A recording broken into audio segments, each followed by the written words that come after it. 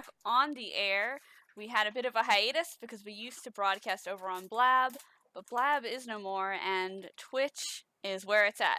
So we've decided to go ahead and move LARP Chat Live over here, and we are now streaming live. Today we're going to talk about New World Magischola, and we're going to go ahead and answer some questions about it, have some discussion, and talk with some veteran LARPers all about the game and what it is, and we'll also get some basic info about LARPing. So I'm just going to wait for my stream to catch up here, and then we will get started.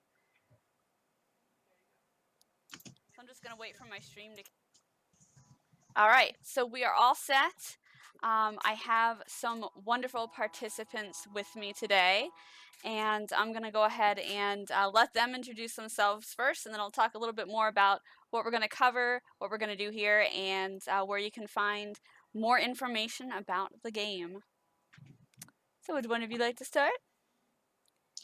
Sure. I'll say hey, my name is Claire. I am a LARP director, and I'm the NPC director for New World Magischola, as well as the kind of a back-end designer. I do a lot of their logistics and everything as well. So, hi.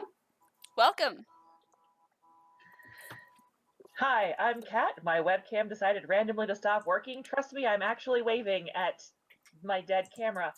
I played in New World Magischola Run 3 and then did effects makeup and NPC'd for 1, 2, 4 and both Yule events. That is awesome. And I am Tara, aka Tara the Bard. I'm the senior editor of the Geek Initiative. We are the publication that hosts this chat. You can learn more about us at geekinitiative.com. That behind me here is my sidekick Odin. He's my dog. And you might also see Tina roaming around. She's the super famous Shadow Fox. You might have seen her stream before as well. And I have played Magischola as a PC in Run 5, in Yule, in the spin-off event Winter's Cry, and I look forward to going back for Run 5 and Run 7, where I play two very different characters, but we'll get to talking all about how you can LARP different sorts of characters at the game in just a bit. But let's start out by talking about LARP in general, live action role playing, and what that is, as well as what type of live action role playing game New World Magischola is. And Claire, would you like to field that one? Sure. So I usually like to answer that question by saying that LARP to me is like interactive theater. So it's basically everybody in the game takes on a different persona, and then that persona then basically allows each person to play a different role. So, for example, they will choose, to play some LARPs will be like mages or warriors, or it can be a political LARP, it can be a science fiction LARP, it can be a dystopia rising LARP. But the basic idea of LARPing is that you're taking on a character, playing out that role without a script. There are situations to play out, but it's all improv theater, and you guys just interact with each other and make the story together. Excellent. Kat, do you have anything to add to that, or Nope, that's much more eloquent than I tell my coworkers when they look at me like I'm crazy. Yes, so. Yes, that is a very good description.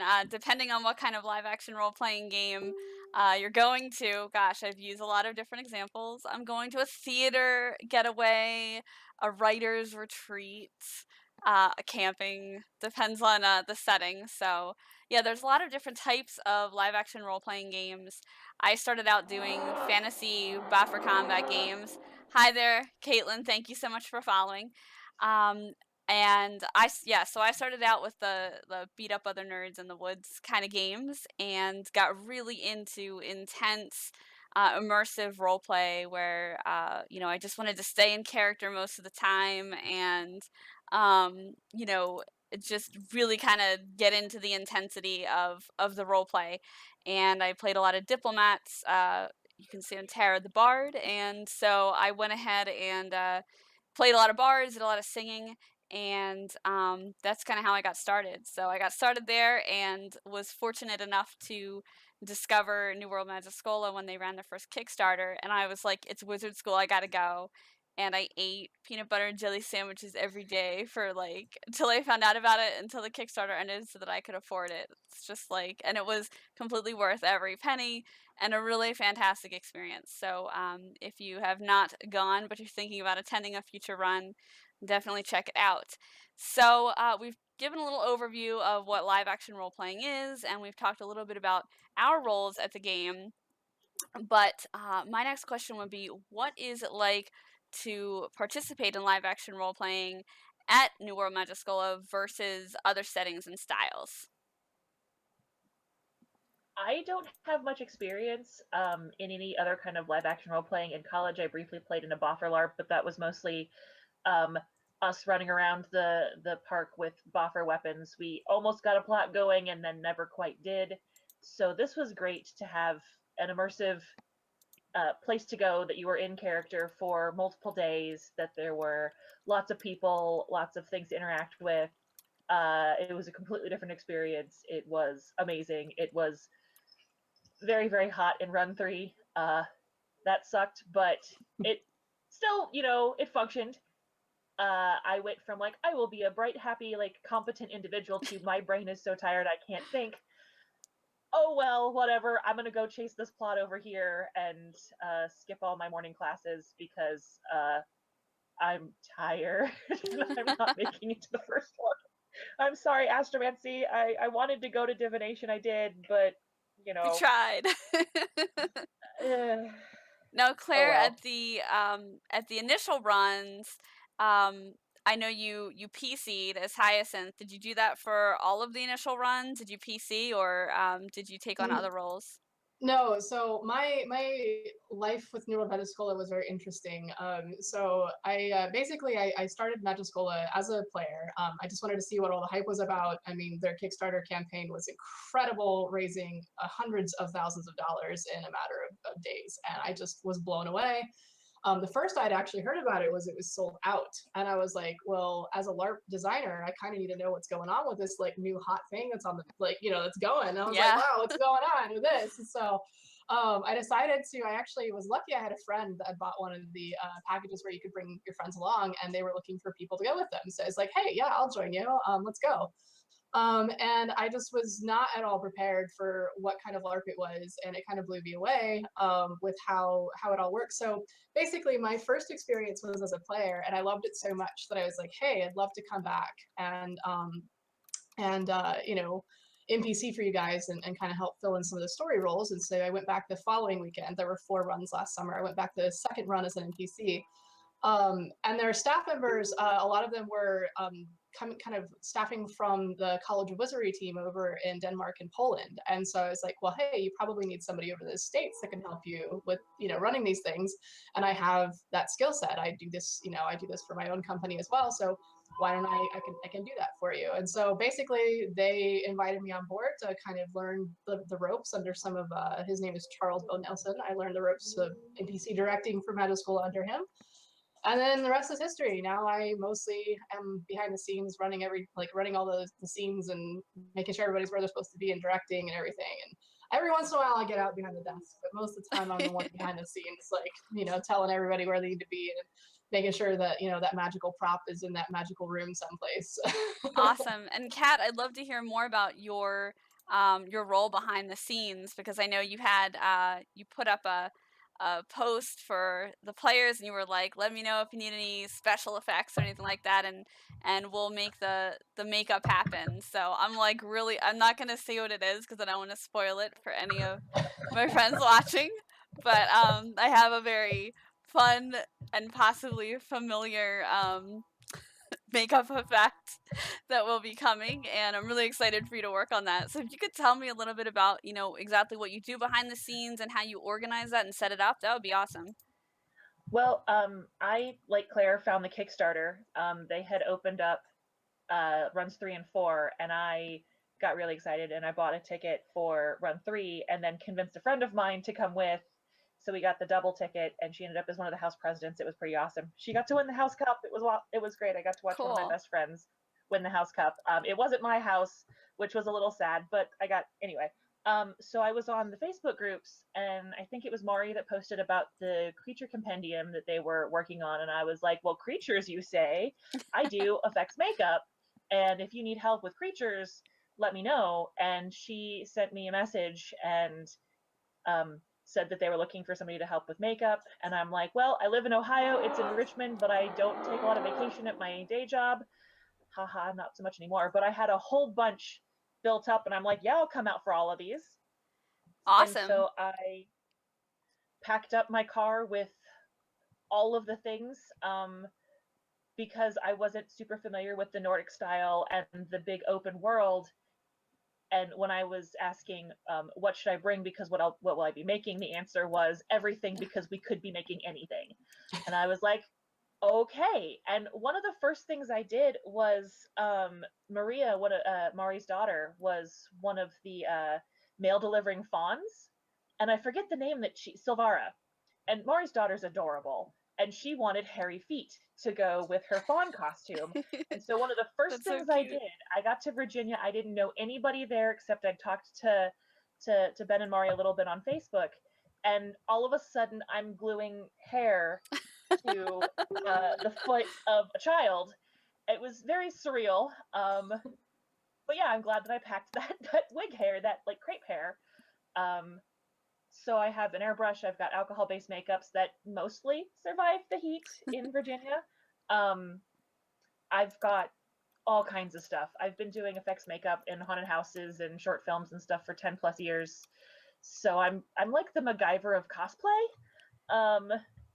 You just give me 10 minutes and some duct tape, or random paint, and so it's like, hey, we need 5 revenants. I'm like, okay, let's do that. Awesome. Or pretty much throw it at me and I will make it work.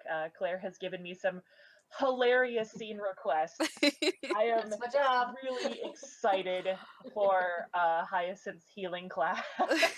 Oh, that Great. sounds like it's gonna be really fun.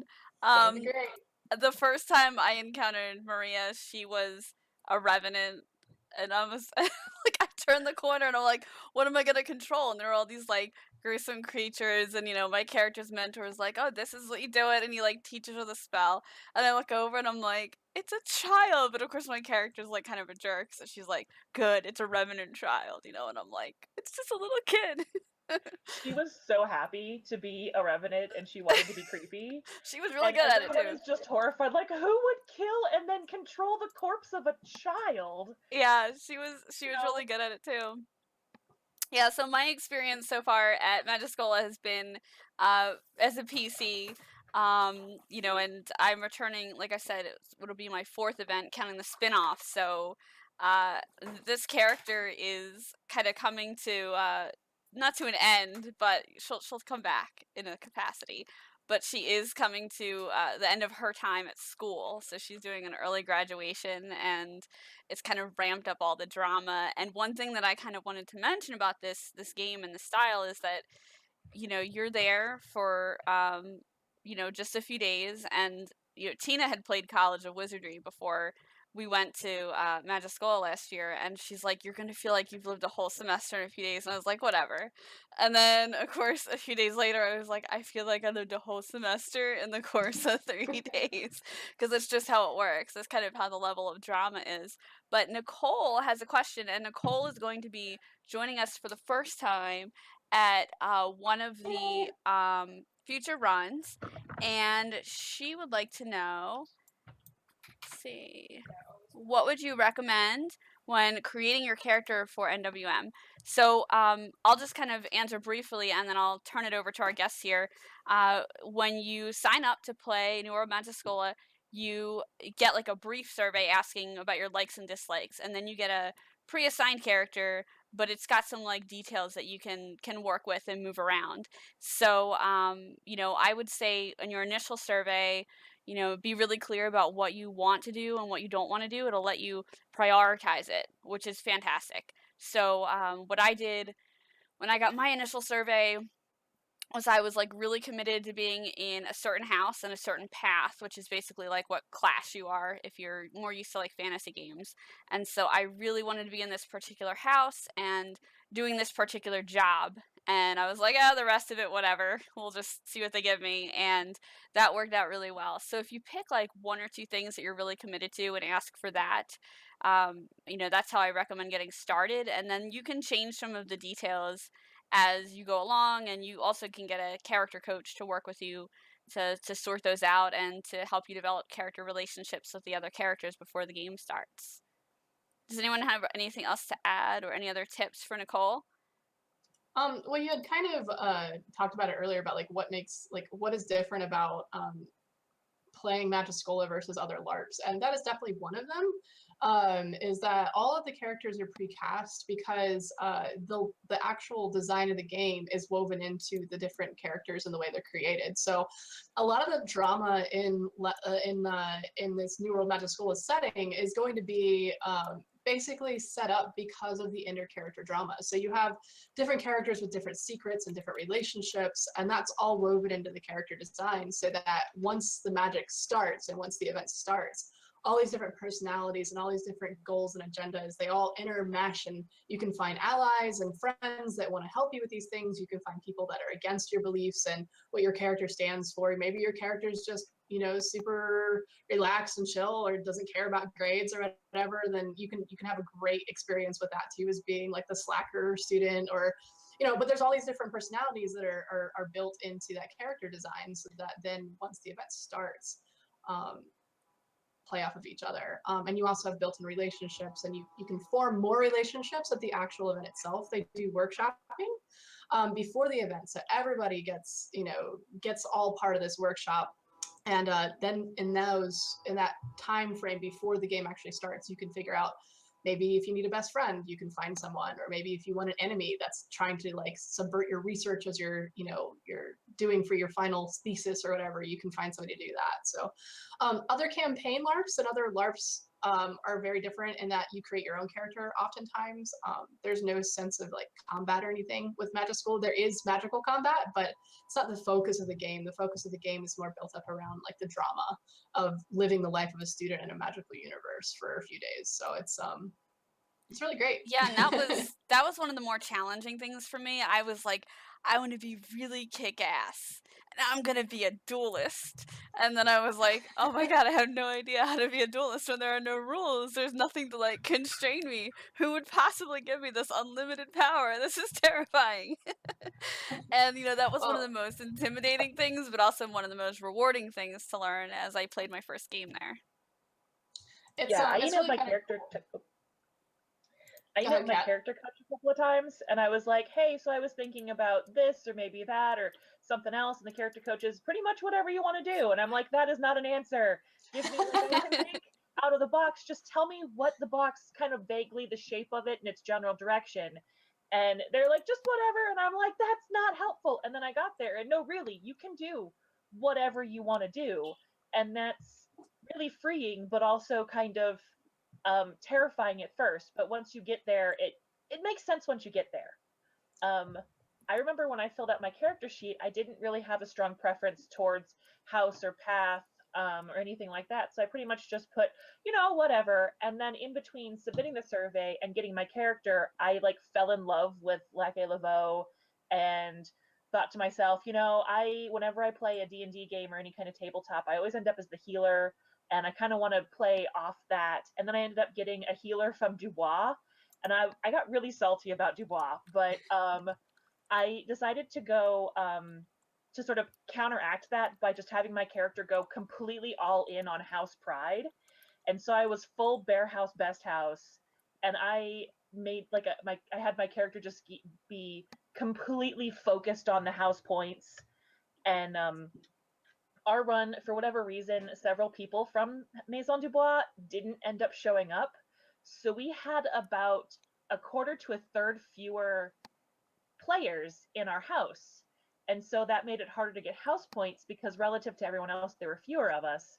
And so I remember being in a class and I was like full Hermione Granger, hands straight up in the air every single time, trying to answer questions and get house points. And the teacher was ignoring me and picking on people who had, like, there were 5 or 6 Danobea people that were getting points. And I decided to write into my backstory some sort of rivalry, like, and college rivalries where you go to the school that your parents like was their rivals and they tease you or something. And so I like had frustrated tears in my eyes that I wasn't getting the house points. And so that made for some really good drama. So I'm really glad I went full in house pride, and we ended up having this like our most of our house united for this thing at the end of game, and it was I'm really glad that I went full bear house thing. It was great. Yeah, I did that, going in because I really enjoy playing loyalty.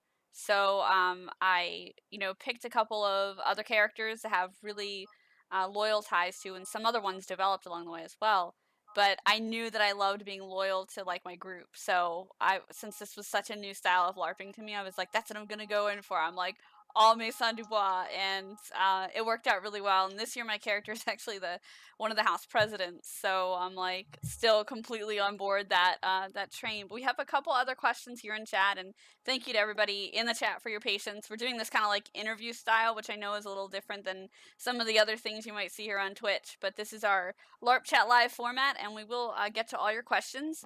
So we had our next question is, we'll do the short question first. What runs are you in this summer? I'm going to be in 5 and 7, playing 2 different house presidents in each run.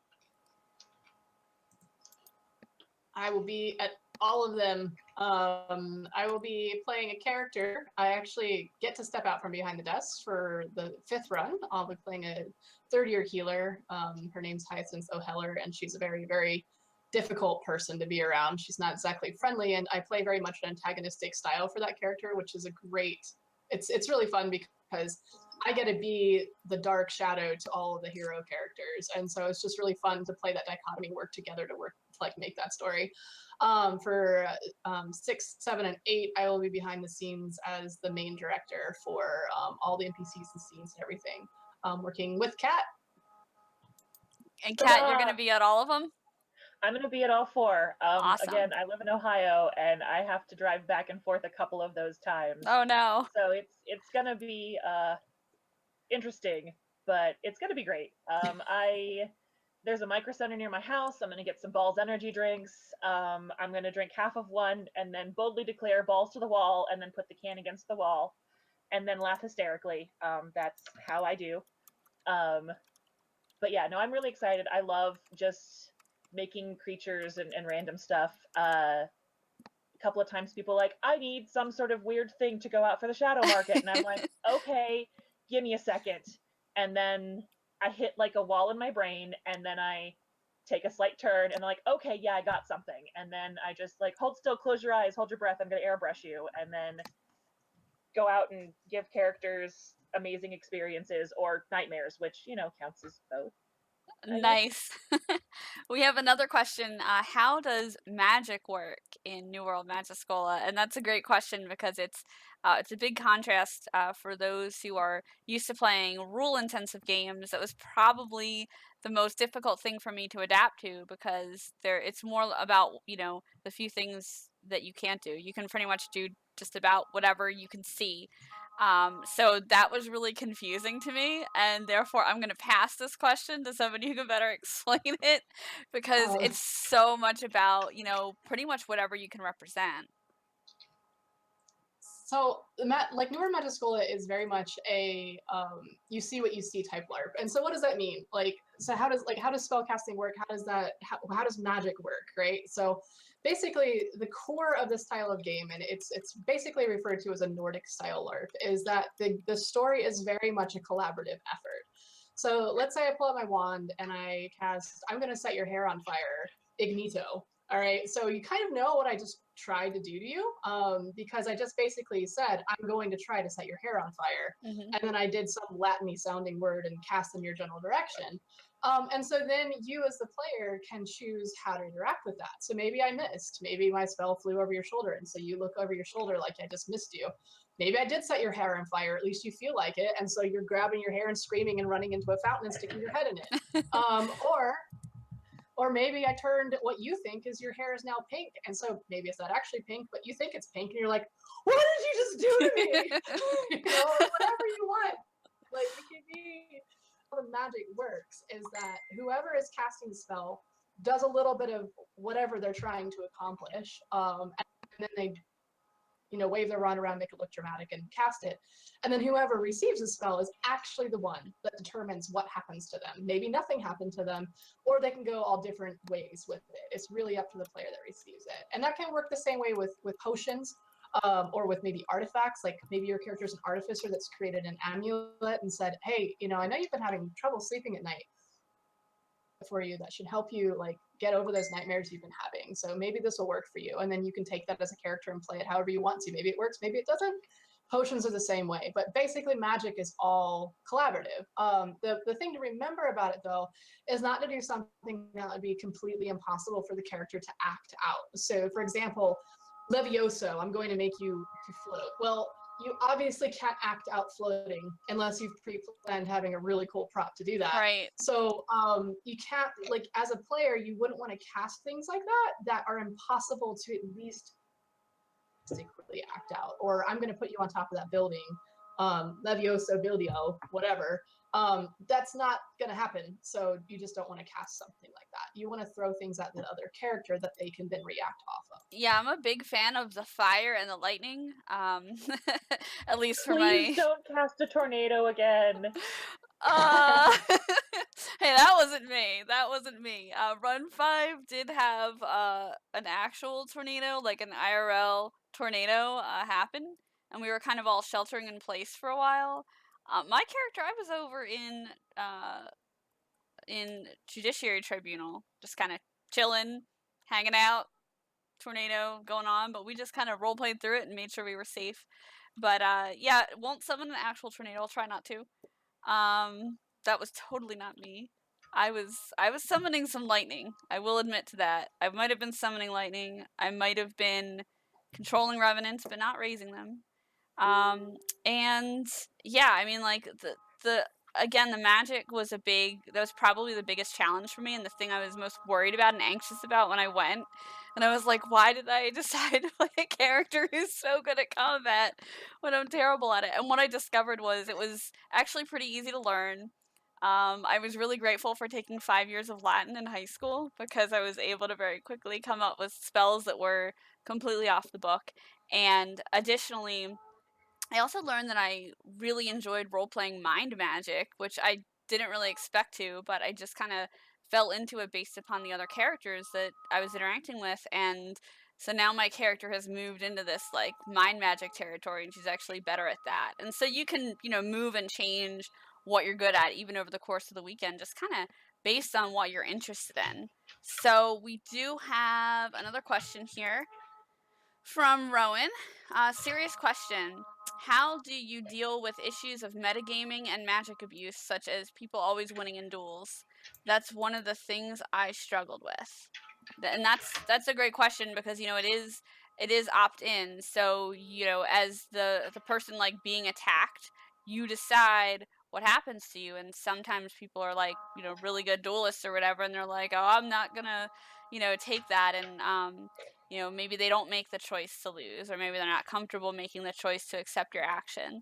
So that is something that, you come across. I didn't come across any people like that, but I feel like if I did, I would have just, again, exercised my opt-in right to just kind of maybe give them some space and go and interact with some other people, so that it didn't really disrupt my gaming experience and I didn't disrupt theirs.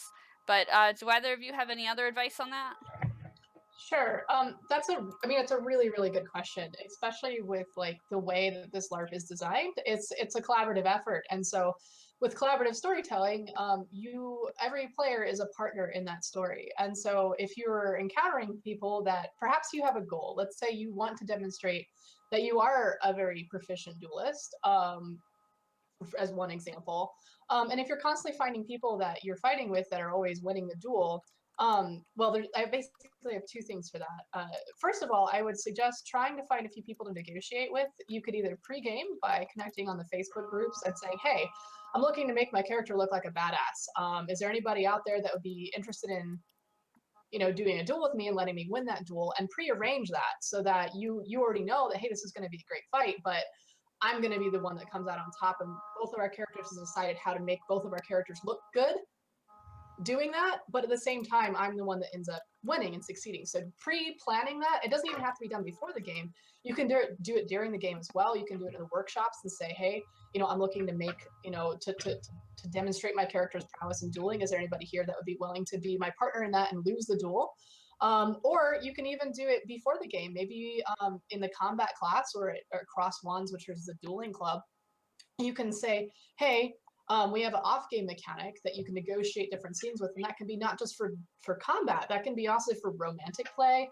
That can be for any kind of dramatic play that's beyond just having a normal conversation with somebody. You can say, hey, off-game, can I talk with you real quick? How would you feel about me doing a game, like doing a duel with you, and I end up coming out the top? Maybe your character isn't usually the one that comes out on top, and you want to kind of have a surprise victory.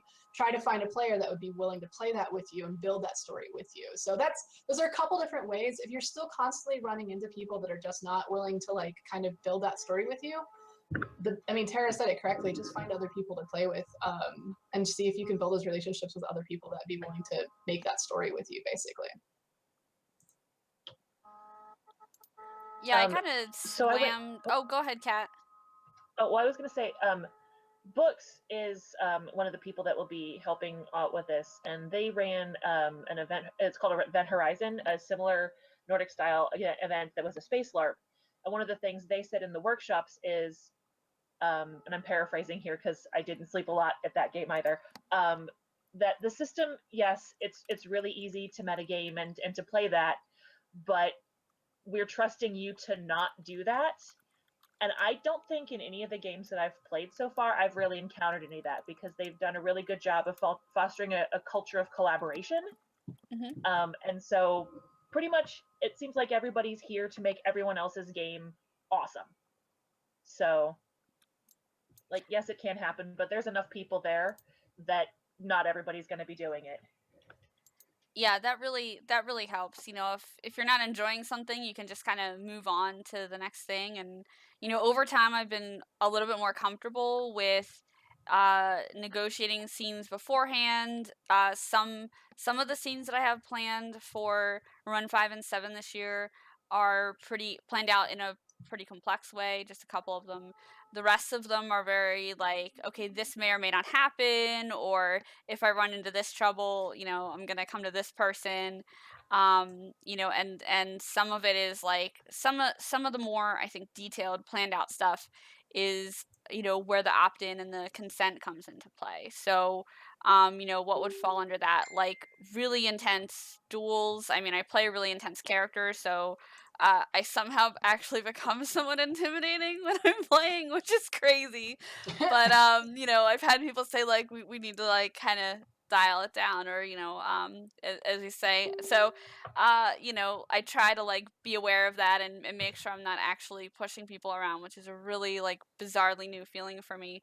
Romantic play has to have, that discussion beforehand. And if you can have the discussion before the game when you're going into it, that's even better and more useful. So you can just kind of play through and check in as you go. So you kind of like get that conversation out of the way and figure out kind of generally where you're going there. So I think I've had more conversations this run than I have for Run 5 than I have in previous runs. And then Run 7, I'm playing a brand new character, and brand new to me character. And I think, playing the returning character who already has all these backstories and plots set up with other people and her own agenda and her own goals versus playing someone new is also really different, because on one hand it's like, oh wow, I can start fresh and do whatever I want, and on the other hand it's kind of like, okay, well, I still have all of these specific goals to accomplish. So it depends on how you look at it for that new and returning player, and both of them kind of have their advantages and disadvantages. And I look forward to my Run 5 character graduating, but it's also kind of like I know I'm gonna have to go through that whole process of kind of like not saying goodbye to the character, but saying goodbye to like her being at school, because even if she ever comes back to the school in another role, she won't be a student she won't have the same ties with, her contemporaries in her house. And that's, it brings a lot of stuff to deal with. And Matt, thank you so much for putting some of the questions in a message to me here. We have a lot of questions, and I'm really excited about that. Matt is being one of our moderators for the evening, and he's making sure I see all of the questions. So I'm going to run up through here. What if I'm scared of RP? Any tips or things I can practice so I don't feel silly? I'm going to very briefly answer this and then pass it on to our guests. I may roleplay spells in my room, and I may try to attack my dog with spells. That is how I practice. I do actually practice them because mind magic roleplay comes really natural to me. Interactions come really natural to me. I have to work very hard to be less emotional and less compassionate than I am in real life because my character is not like that. So it's really more of a matter of like just kind of pulling back what I do. But in terms of, the combat, I do practice that. So my dog has been turned, he's been set on fire. He's had lightning thrown at him a lot, but he's okay.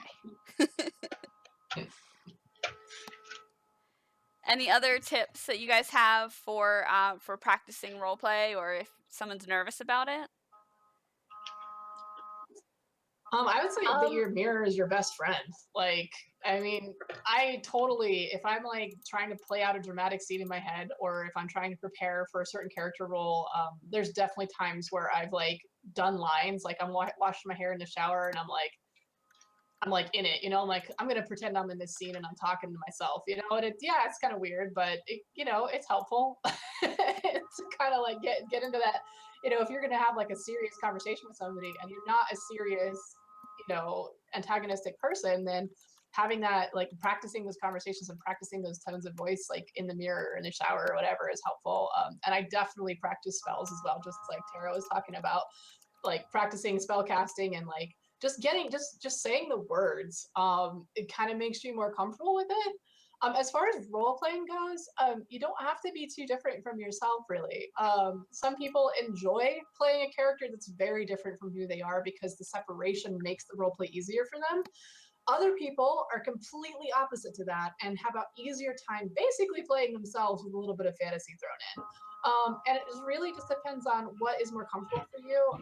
And like whatever your character ends up being cast at is just a template to work from, so you can make it more or less like who you actually are based on what you want to do. So a character is never like you have to be this person. You have control of how much like that character you actually want to be versus how much you want to make it more like yourself or less like yourself. And it changes throughout the weekend even when you don't expect Absolutely. it. Yes. There are things. Did I plan for my character to be trained by a marshal who also happens to be a vampire? I did not plan for that. Not at all. Did I plan for my character to have a romantic interest? No. Like, I made her to be completely standoffish, and yet she still somehow ends up having one. Like, what even happened? So that will change, over the event. So plan for some things, practice some things, but realize that other stuff is going to come up, and you can make the decision on the spot whether you're comfortable enough to roll with it. A lot of people tend to get wrapped up in themselves. So if you're worried about other people staring at you and thinking you're weird, they're probably not. We're all dressing up like wizards and running around a college campus. So, that's true. I mean, there might be some mundanes that wander by, but who cares? They don't know who you are. The people that you're role playing with, like, you're a character, you're not you. Nobody's judging you for playing your character. So I found it very freeing. A lot of people I know found it very freeing, that it took a little bit to open up, but once you get into it, you're really able to explore parts of yourself that you're too afraid to do in the quote unquote real world, because the consequences are there in game, but they don't follow you home. So that's like, if you're not very good at standing up for yourself, then try to role play that and see how it feels and see if it works for you. It's a great place to like try on personality traits for yourself that you'd like to, make self-improvement on. Yeah, So. I want to be more of a badass in real life. I'm not gonna lie. That's like one of my primary goals. And so playing a character who is pretty tough, or at least, tries to show that, is really interesting. You can probably tell I smile a lot when I'm talking and interacting with people. I go through most of the weekend, most of the time at Magischola LARP without doing that.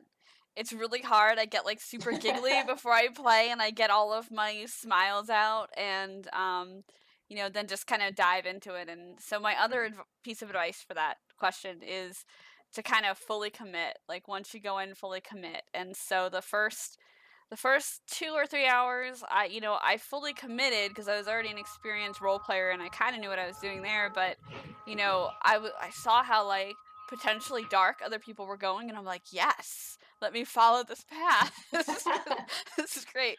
And so now, with my new character, I'm looking forward to being like, I'm just gonna go wherever anything takes me and be really happy. And I feel like it's gonna be like experiencing a completely different game because my character has a really different outlook on life than my first character does. So I'm really excited about it. Also, don't be afraid to change your mind.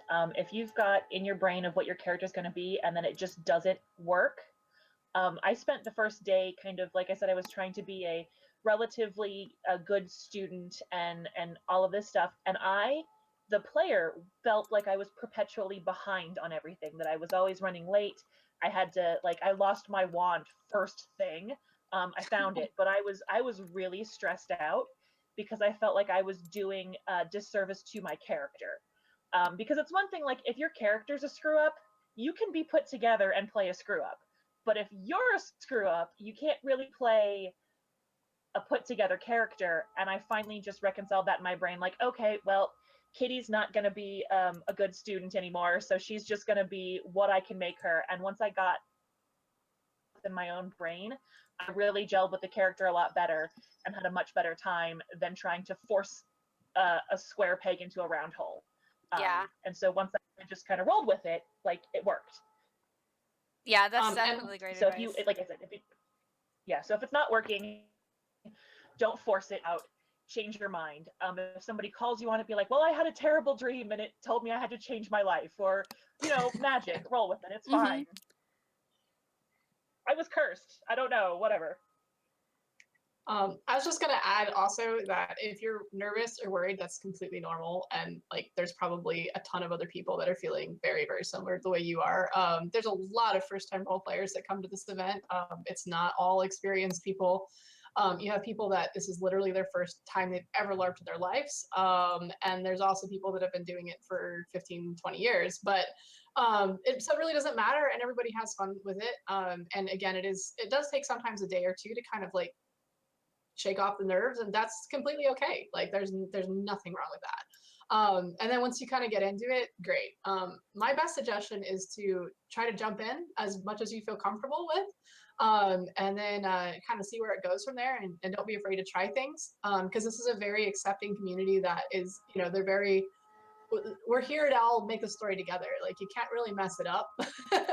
So just go in there, have fun, try a few things, see how you like it. If you don't, change it, just like what Kat said. But I can promise you there's a ton of other people that are just as nervous probably as you are. So Yeah. don't worry about that too much. I have one last piece of advice for that question, and then we're going to move on to the next cue. I was really nervous about, like I said, playing a really badass character, and she's also not a character who's very social. So I had been playing a very social character at another game for like 5 years, and I'm going to play this, new character who is really kind of like grumpy and standoffish and was only really close, at the start of the game to a couple people. And I tackled that by giving her certain mannerisms. Like, how in a video game, an NPC, if you they'll have their own actions, or even your PC, like if you let them be, they'll just start doing something, like they'll sit there and knit or whatever it is they do.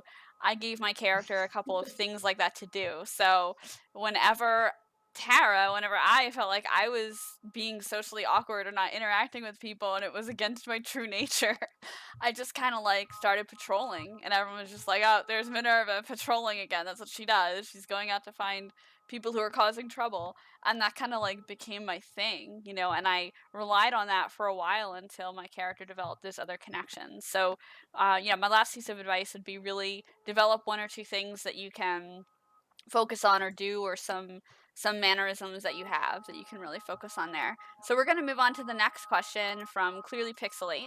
How do you create drama or action without making your character lose or fail? Because in Nordic LARP we talk often about play to lose, and that's definitely something that I struggle a lot with sometimes, because I'm always more about doing, I think, like what the character would do if the scene is based around her. So if like I'm the star of the scene, I'm gonna do what she's gonna do. But if it's somebody else's scene, like I'll steer a little bit so that, you know, I'm gonna do what kind of like makes a better outcome for them. But play to lose is a tough one for me. You know, I try not to think of it that way. I play for what's most interesting. If the character has no specific inclination, I guess, is kind of what I do, and my advice for it. But you know, others may feel differently, so I'll pass this on to our guest here. That's a really good question. Like, how do you create drama or action without making your character lose or fail? So, I mean, I think it's first good to address like what does play to lose even mean, and that basically is playing out a situation where like your character can face adversity, and sometimes that adversity can be really great experience, but maybe that's not the intention. And so I think that you can create drama by playing a character that perhaps is very studious, and like, for example, I'll use an oust, for example. So there's an oust, decided that you're very, very studious, and so you've decided that your character is going to come up with at least an attempted cure for something, or your character is going to come up with this great potion that creates confidence in someone, right? Okay, so now you've got this potion that creates confidence, and you go up to one of maybe your friends or somebody, you're like, or hey, maybe you don't have any friends yet, you haven't developed a lot of those relationships yet, so you're like, well, I'm going to start creating K, and so you go up to these two, you know, maybe somebody that's sitting on the bench by themselves that doesn't look like they're really doing anything, like, hey, do you be interested in testing this potion for me? It's a confidence potion. I don't know how it's going to work. I don't know. But I have a really good inkling that's probably exactly the way it's going to be. So will you try this for me? And then you have this person, and then you test them, and you role play with like, hey, how do you feel? Oh, well, I feel great. Actually, this is, you know, that exam I was totally stressing about. I think I can do it. You know, I think I'll be all right. You know, and so like that is just one example where it has nothing to do whether you're losing or maybe. I mean, there is an option there that, you know, I don't really feel any different at all. What did you put in this coffee? Like, what are you doing?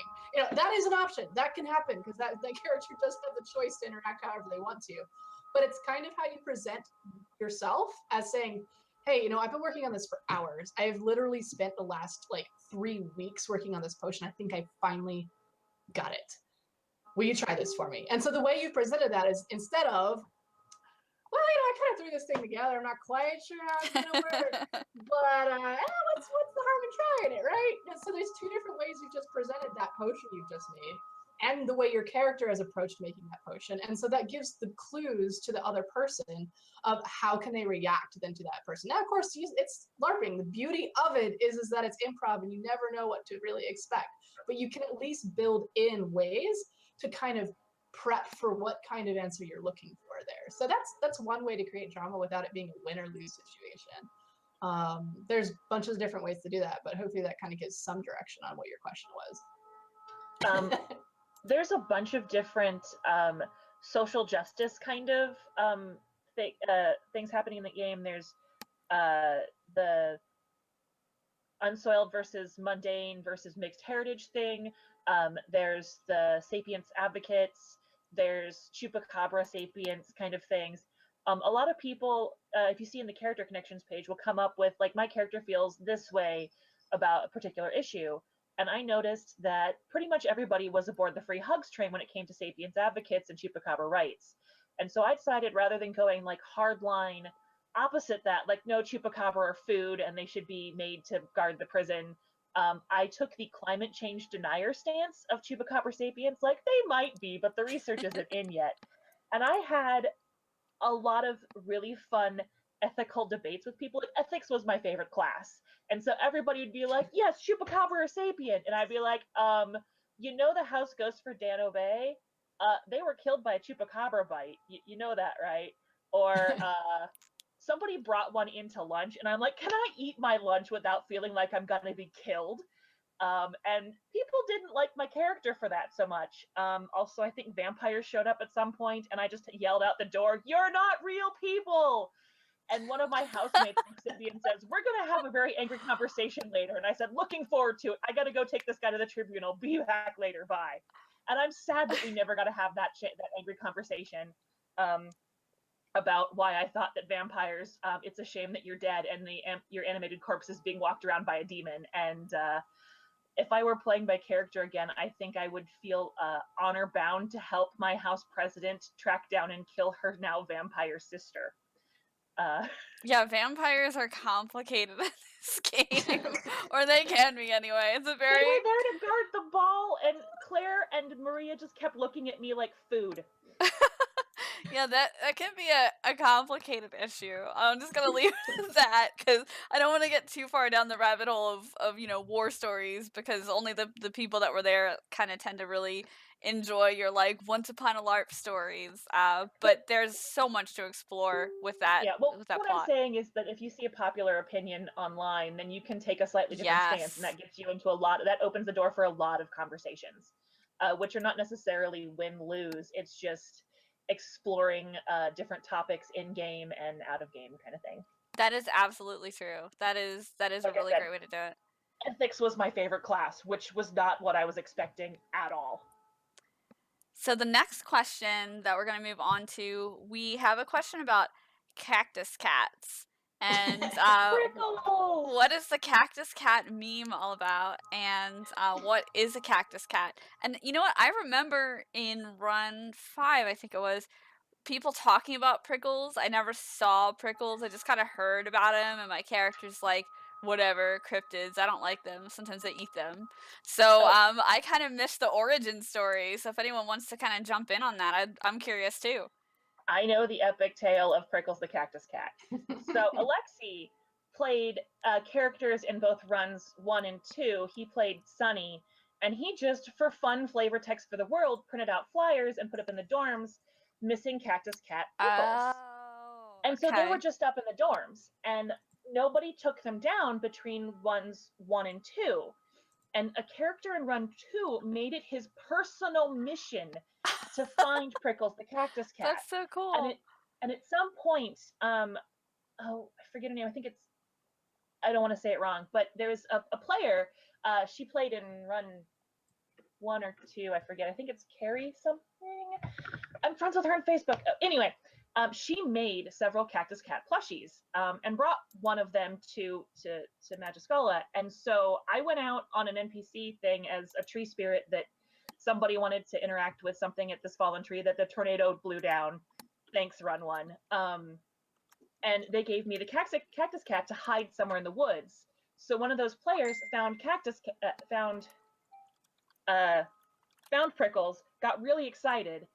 Then there was a separate plot that somebody was pulling a prank on one of their friends and putting up flyers for them to be elected Ball Monarch. There was no Ball Monarch in any other run except for run 2. That they put up like, I'm such and such hunter and I'm hunting for your votes for Ball Monarch. And somebody else made a flyer for Prickles for Ball Monarch, and then Prickles ended up winning Ball Monarch based on this like perfect storm of weird jokes. And then one of the professors accidentally took Prickles home after run 3, but Prickles, they thought it was a gift. But Prickles made it back. So, but yeah, that is the tale of Prickles. It's an adorable plushie. I've always been curious, yeah, because now there's is the Kickstarter live yet? Or if it's not, it will be. Sure. But you can take Prickles home by buying your own, and Prickles is adorable and green. And oh my gosh, it's a drunk cat plushie. Who doesn't want one of those? Exactly. So yeah, that's the deal with Prickles. I'm really curious. I'm kind of hoping. And again, my run 5 character is just kind of a jerk to cryptids. But I'm kind of hoping that we see Prickles. So we'll see. Maybe Prickles will be hanging out. Maybe there will be some Prickles news in the upcoming runs. So we have another question. Okay, let me scroll up here. Okay, we know that there is one player who has visual impairment issues, but what do you have for blind or visually impaired players? I guess the question is kind of what like what accommodations have been made to make sure that the game is accessible. And I know that in this run, the campus is a lot smaller and more navigable than the last time.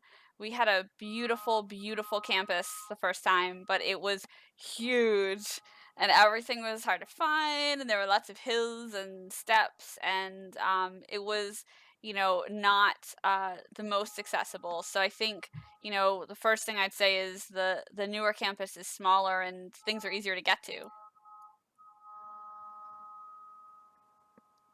Yeah, I would also definitely I would recommend Nicole following up with Elsa, and if you have any further questions, definitely send those in. So we'll go ahead and do that. Okay, we have another question here. How is modern mundane technology handled in New World Magischola? And I think that's very different depending on what kind of character you play, because some characters are familiar with the mundane world, and then other characters like mine, who has only one mundane grandparent, are not familiar with it at all. So people will talk about music or pop culture, and she'll just be like, whatever, like my real life self is like, yes, I want to sit here and talk about Thor movies all the time because Thor's awesome, and my character's like, I don't have time for that stuff, whatever, it's not magical.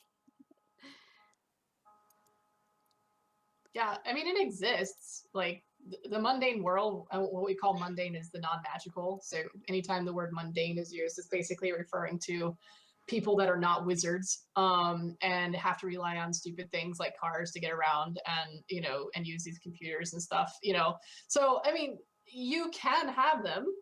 They do exist. It's generally frowned upon in most of wizarding society as being taboo, because there's this whole divide between the mundane world and the wizarding world, and there's many people that will think that they're better because they're wizards and that they should be separate, and that mundane technology is a handicap or unnecessary or just all sorts of things. So can you have it? Absolutely you can.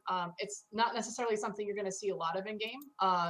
Maybe if you're an artificer or a technomancer, you'll be more of the type of person that would have those sorts of things.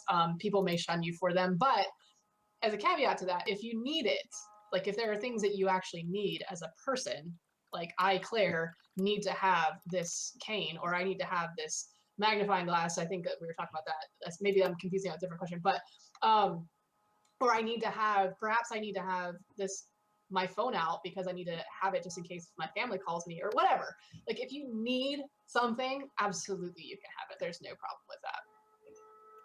Yeah, definitely. That does kind of roll into the next question about technology aids, tools like magnifiers or canes, and how those are incorporated in the game. Like, if it's something that you need, and then it can be part of you, part of the world, part of the character, and there's absolutely no reason anybody could or should or hopefully will treat you any differently for it. It's part of the character. It's kind of like part of how you roll. And kind of on a related note, one thing that I've had a lot of fun exploring in the game is, in the real world, sexism is a thing, and in the game world, we try to make that not a thing.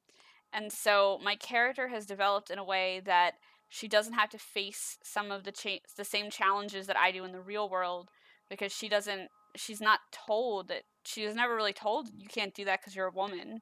She was told maybe like, well, you can't do that because you have a mundane grandparent, or you can't do that because you have some money, but not as much money as I do. Those are the challenges she faces. So I can still work on like combating those challenges, but in terms of her role, I've had to do a lot of thinking about that. So she's basically training to be a wizard cop, and I just find she doesn't run into a lot of the same walls that a person in the real world would have to do. And I've gone back recently and actually watched episodes of the show Castle, and Kate Beckett, and she's a detective and she's like super tough, and there are a good maybe like 20% of the issues that she faces in her life that my character doesn't even ever have to think about because she's just not running up against that. And I've put a lot of thought into how you know, like different qualities of a person, like what is considered a masculine quality or a feminine quality, because you know, me and my character both identify strongly as female, but a lot of the attributes of the character are in the real world identified mainly with men, like she's very aggressive, for example, but in the game world that's just kind of accepted as like, well, that's just who she is, you know. And you know, there's a romantic plot with a male character, and there's never any like weird question about it. It's more like, oh, you're aggressive, I'm aggressive, this is a thing. And I'm like, that would just not happen in the real world because of or at least not as frequently because of sexism. So being in an environment without a lot of those isms, you know, the ableism and you know, sexism, etc., racism, is really, I found to be really freeing, at least from my perspective of, you know, of being a woman in the real world and playing a female character in this game world. And, you know, it's my hope that, you know, people who face more marginalizations than I do can, you know, get the same thing out of it, can hopefully feel comfortable there. I think that's awesome. One of the things that, and part of the reason why I was so excited to join the Magischola team, the Learn LARP team, was because of basically their stance on trying to bring different issues to awareness. And like that's a perfect example of like the default gender in like the wizarding world is they and them. So it's but not specific to any particular binary like female male.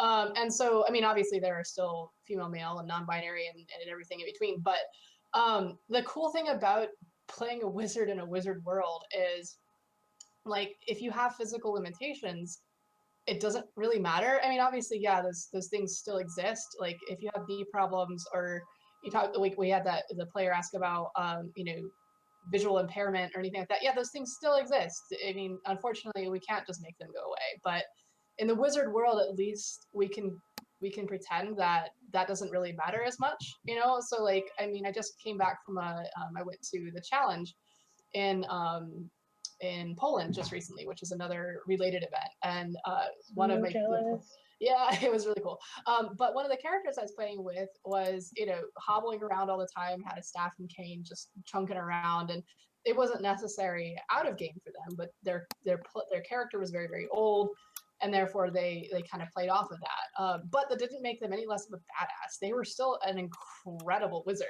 you know. And so like that was what was so cool about it, is like, again, like what Tara was saying, all these isms and all these things that might affect you and your everyday role in society or how society expects you to be can kind of be pushed off. And it's just really nice. It's very refreshing to, yeah, there's still social tension, yeah, there's still issues, but they're actually specifically designed social issues that hint at real world problems.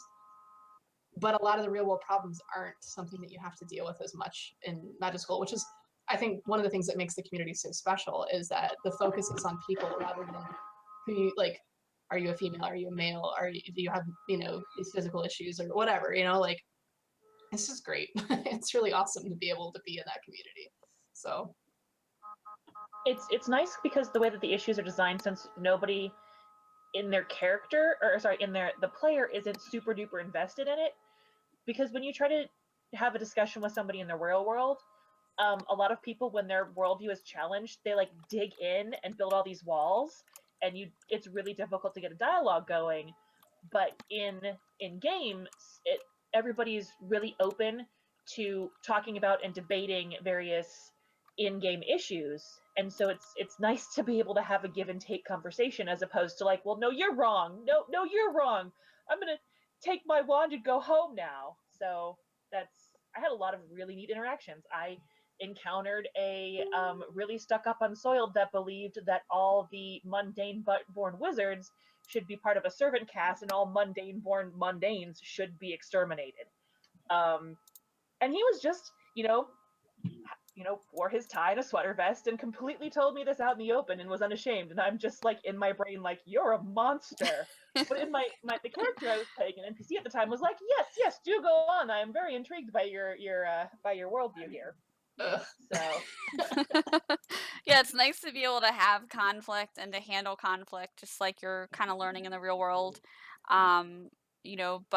But to kind of like do it in a way that focuses on those fictional structures, because you can still get like all of your raw out there. But yeah, exterminated that escalated quickly. No kidding. It's true. Just If you ever want to talk about escalating quickly, you could just come talk to my Run 5 character. I will escalate quickly.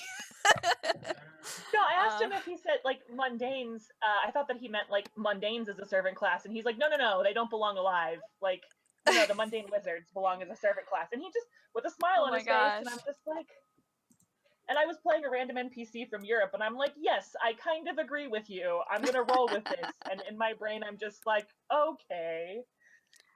Oh man, we have a next pair of questions: advice on costuming, and also what sort of school supplies would you advise I bring? I'm gonna tackle the school supplies question because that's the smaller one. So you got to bring a wand, but your wand could be like a stick. Some people bring sticks, seriously, and that's completely cool. So you can order one, make one, bring one, whatever you need. They do supply your house tie and a robe. You get to keep the house tie, and the robe is lent to you over the weekend, but you can purchase one if you want to keep it. So so the basics are there. So although the cost of the game to attend it is kind of on the high side compared to other LARPs, at least in this country, the barrier to entry for costuming is really low because they give you like two of the main things you need, and then you can kind of dress however you want to dress. So when I first went, I did not have a big costuming budget. I think I spent like $60 on costuming pieces and $30 on a wand. Which, anybody who's done LARPing knows that if you're going into any kind of fantasy world, that's not a lot. That's not a lot of money, especially not for 3 days. So what did I do? Well, the first thing I did was I bought one of the t-shirts that they sell because my character is very house oriented, so that took care of me for one day. And then I used house colors to dress, according to her affiliation, since she was really house oriented.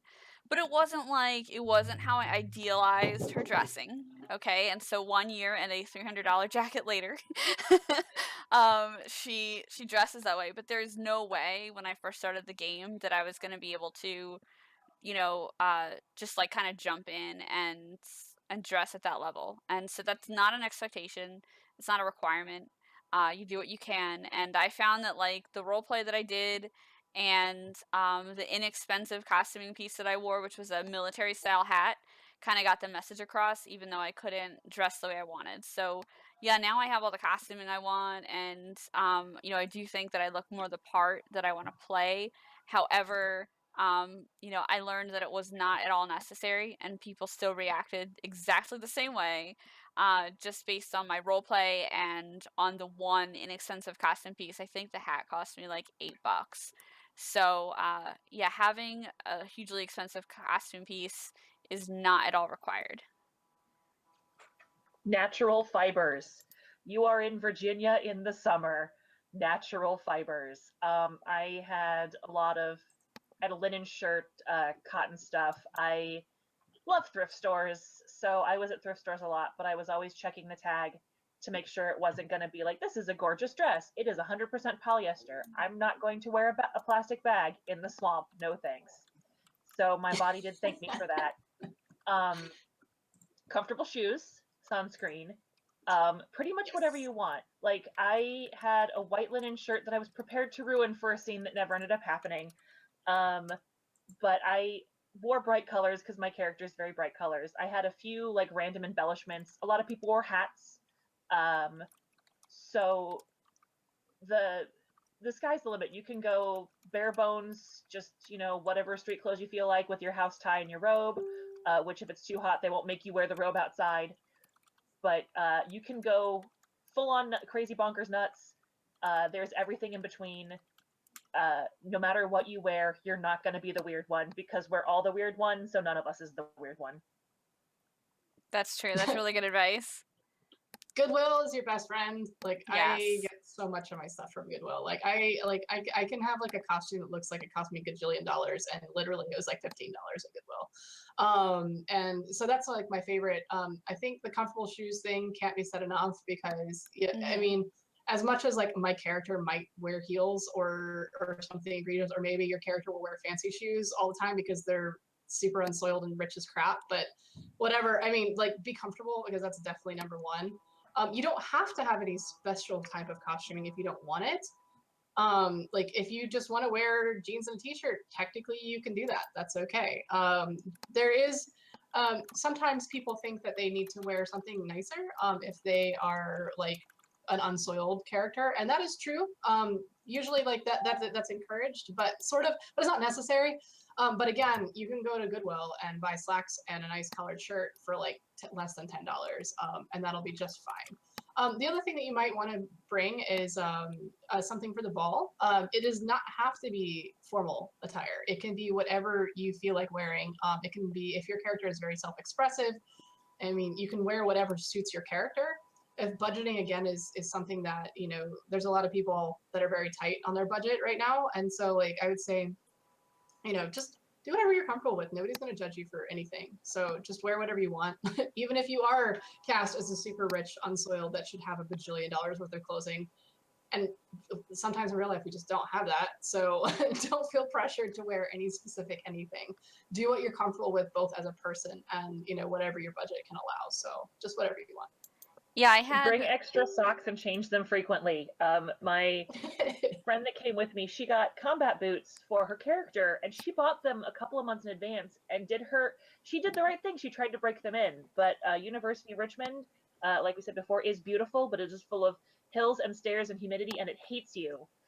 And day one, she had blisters so bad from walking back and forth to the common rooms, because she was a house president and she had to be doing that. And it won't be nearly the issue this go round. But there are a couple of people that had really bad blisters, and were kind of hobbling for a couple of days. So definitely take care of your feet. I'm not kidding. So. Yeah, that's true for any LARP or any event where you're on your feet a lot. My character was in boots too, and fortunately, I had the right kind of footwear because I was used to doing combat LARPing in the woods, and so I felt like it was still a little bit more walking than I did at combat LARPing, but it was still like doable for me. But I can see like how it could be really challenging, and I'm glad the campus is smaller this year.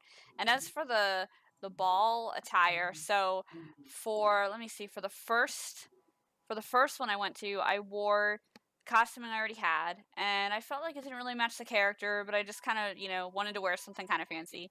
And so when Yule rolled around, I was like, okay, well, there's gonna be a ball, and it's 4 days before the event. Guess I should find something. So to Goodwill I went, and I managed to find a dress. And it was Will did mention in the chat, if you're in the average size range, it's easy. And I did find a lot of it. The clothing was either too small or way too long, and I don't sew, so I didn't have time to do alterations. I'm only 5'1", for those who don't know me IRL.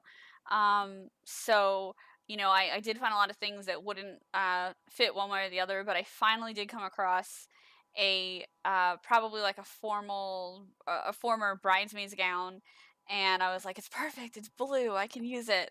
And then I threw that together with a fashion corset that I ordered off of Amazon or whatever, and looked pretty and terrifying at the same time, which is what I was going for. And then for this coming event for NWM5, I ended up in the same situation. I was gonna borrow a friend's dress. It didn't fit. I was like, what am I gonna do? And then I found the perfect dress on Amazon, and it was $40. And it's something that you could wear to, a pretty formal event. So I'm really excited about the dress. I've been posting about like every day, like the dress is here, it fits, it's amazing. So yeah, I mean you don't have to spend a ton on it. Goodwill will work. For run 7, for those of you who know my former character Ciara from Seventh Kingdom, she has a green corset, a green and gold corset she wears, and green is the house color of my run 7 character. So I am going to have her wear that and a $2 skirt that I found from Goodwill, which is fancy gold. I was like, why did people throw this away? It's a gold skirt. Oh my gosh. But yeah, I'm wearing, kind of reusing some clothing in a new way. And, that's definitely things you can do. And no, I gotta say, one of the more accessible things about this LARP is the freedom in clothing, like your clothing choice. You don't have to dress in your house colors. You don't have to wear specific symbols. You can dress for the job or the station you want, and not the one that you have. That's entirely possible. My character dresses like she's already on the job. She has probably a week and a few days now before she technically assumes that role, assuming she doesn't get thrown in prison. And hopefully she won't, but we'll see. And that's all of that kind of stuff is totally acceptable in game. So I'm gonna roll back to chat because I've been terrible and not checking it out and see the questions. If your character plan requires special effects or even regular makeup, give yourself time to test it properly. Yeah, I'm actually going to throw that over to Kat. If you have special effects and makeup, especially if you're not used to it, how do you kind of like set that up and plan for it and test that out? So I put way too much stress on myself as a player in the run that I played because I love special effects makeup. My character was a transfigurist, and so I wanted to have all kinds of weird stuff glued all over to me. So that was another reason why I was late and skipped my first class every morning, because I was.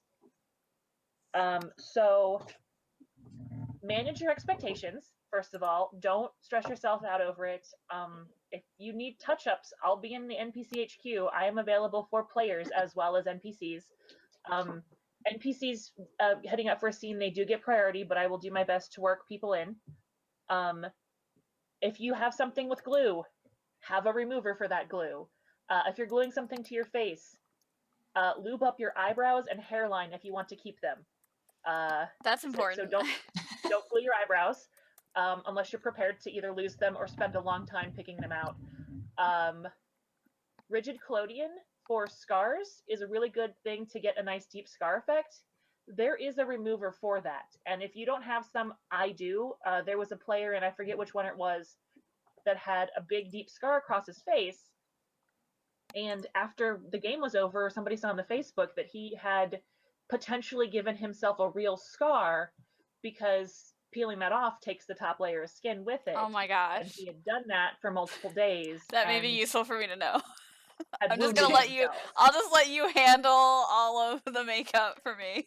So, it's another thing, like working at haunted houses, I glue a bunch of stuff to my face when I'm working in the season, but I tend to go heavy on one side of my face one night and then switch to the other side back and forth, which you can, like, there's magic in the world. If your scar, your mole has moved, magic. Or you're in Robin Hood Men in Tights, for those of us who are old and remember the guy with the mole that just kept moving around. If it's not working for you, I can do my best to help you out.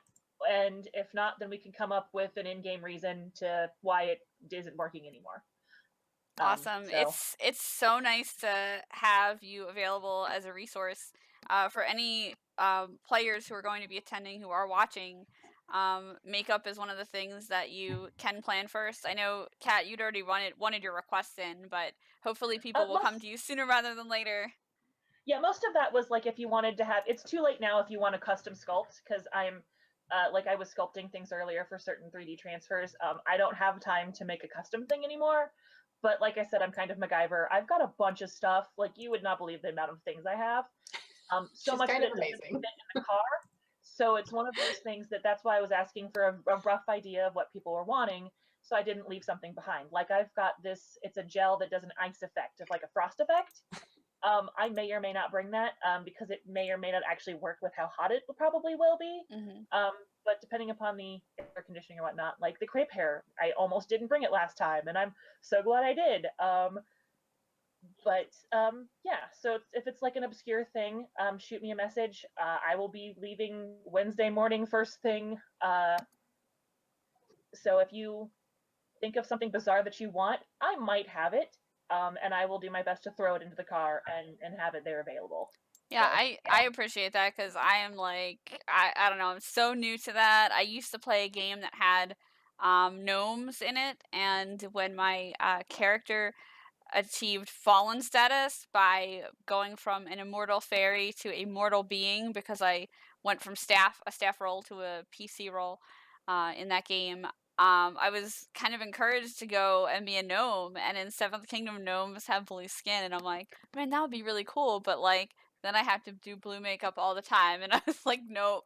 And that's kind of when I decided, like, maybe the heavy makeup stuff isn't for me. And then when I started playing this game, I was like, I could have a cool like feature. And I was like, or I could just wear a hat, so I kind of went that way with it. But yeah, planning ahead is really good. And one other thing I want to mention for people who haven't played the game yet is when you sign up, you can actually request NPC scenes. And Claire, I think today or yesterday was the last day, right, for the upcoming runs. Yeah, for 7 and 8, today is the last day to submit scene requests. So 7 and 8 is the last day, but the cool thing is about this game in general is you can actually submit a scene request. It doesn't mean you're guaranteed to get it. It doesn't mean it's like definitely going to happen, but there are a couple things that interactions that I wanted, and I was able to be like, okay, I try not to give it away, but I was like, okay, could this person come and visit my character and sort of drop some information that will, A, involve a lot of other people, and B, kind of push her more towards her goal, or kind of like up the consequences of really screwing up. So, yeah, so it was really cool to be able to do that. And I was nervous about it in run 1. And I was playing with the idea of my character's mundane grandfather. And in real life, my grandfather had passed away somewhat recently, and I was still dealing with that in real life. And I was like, you know what, I'm gonna kind of jump into this and take this as an opportunity to explore that grief and get some closure in real life by, using LARP therapeutically, not in place of therapy, but definitely like, to help me along too.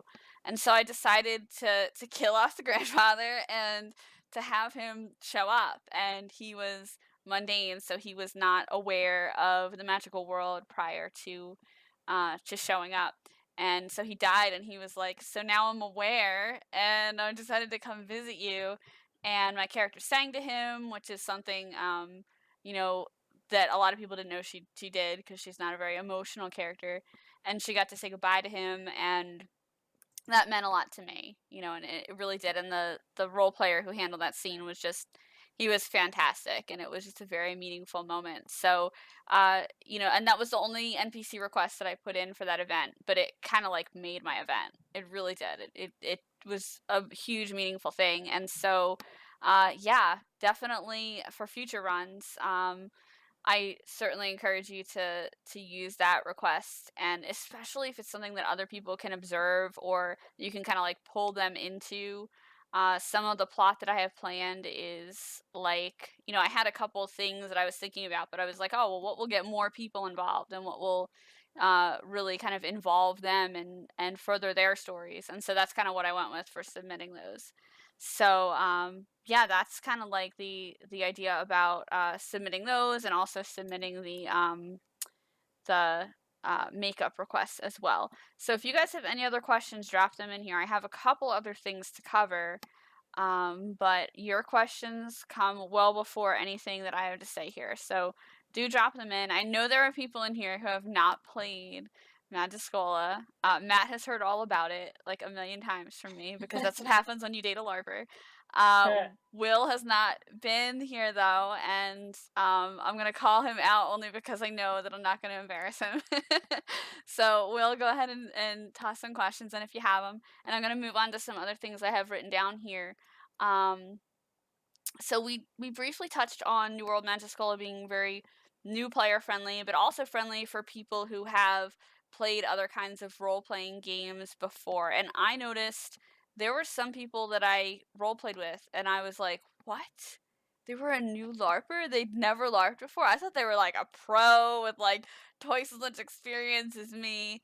And so I guess my question is, what advice do you have actually for the veteran LARPers who might come in with bad habits?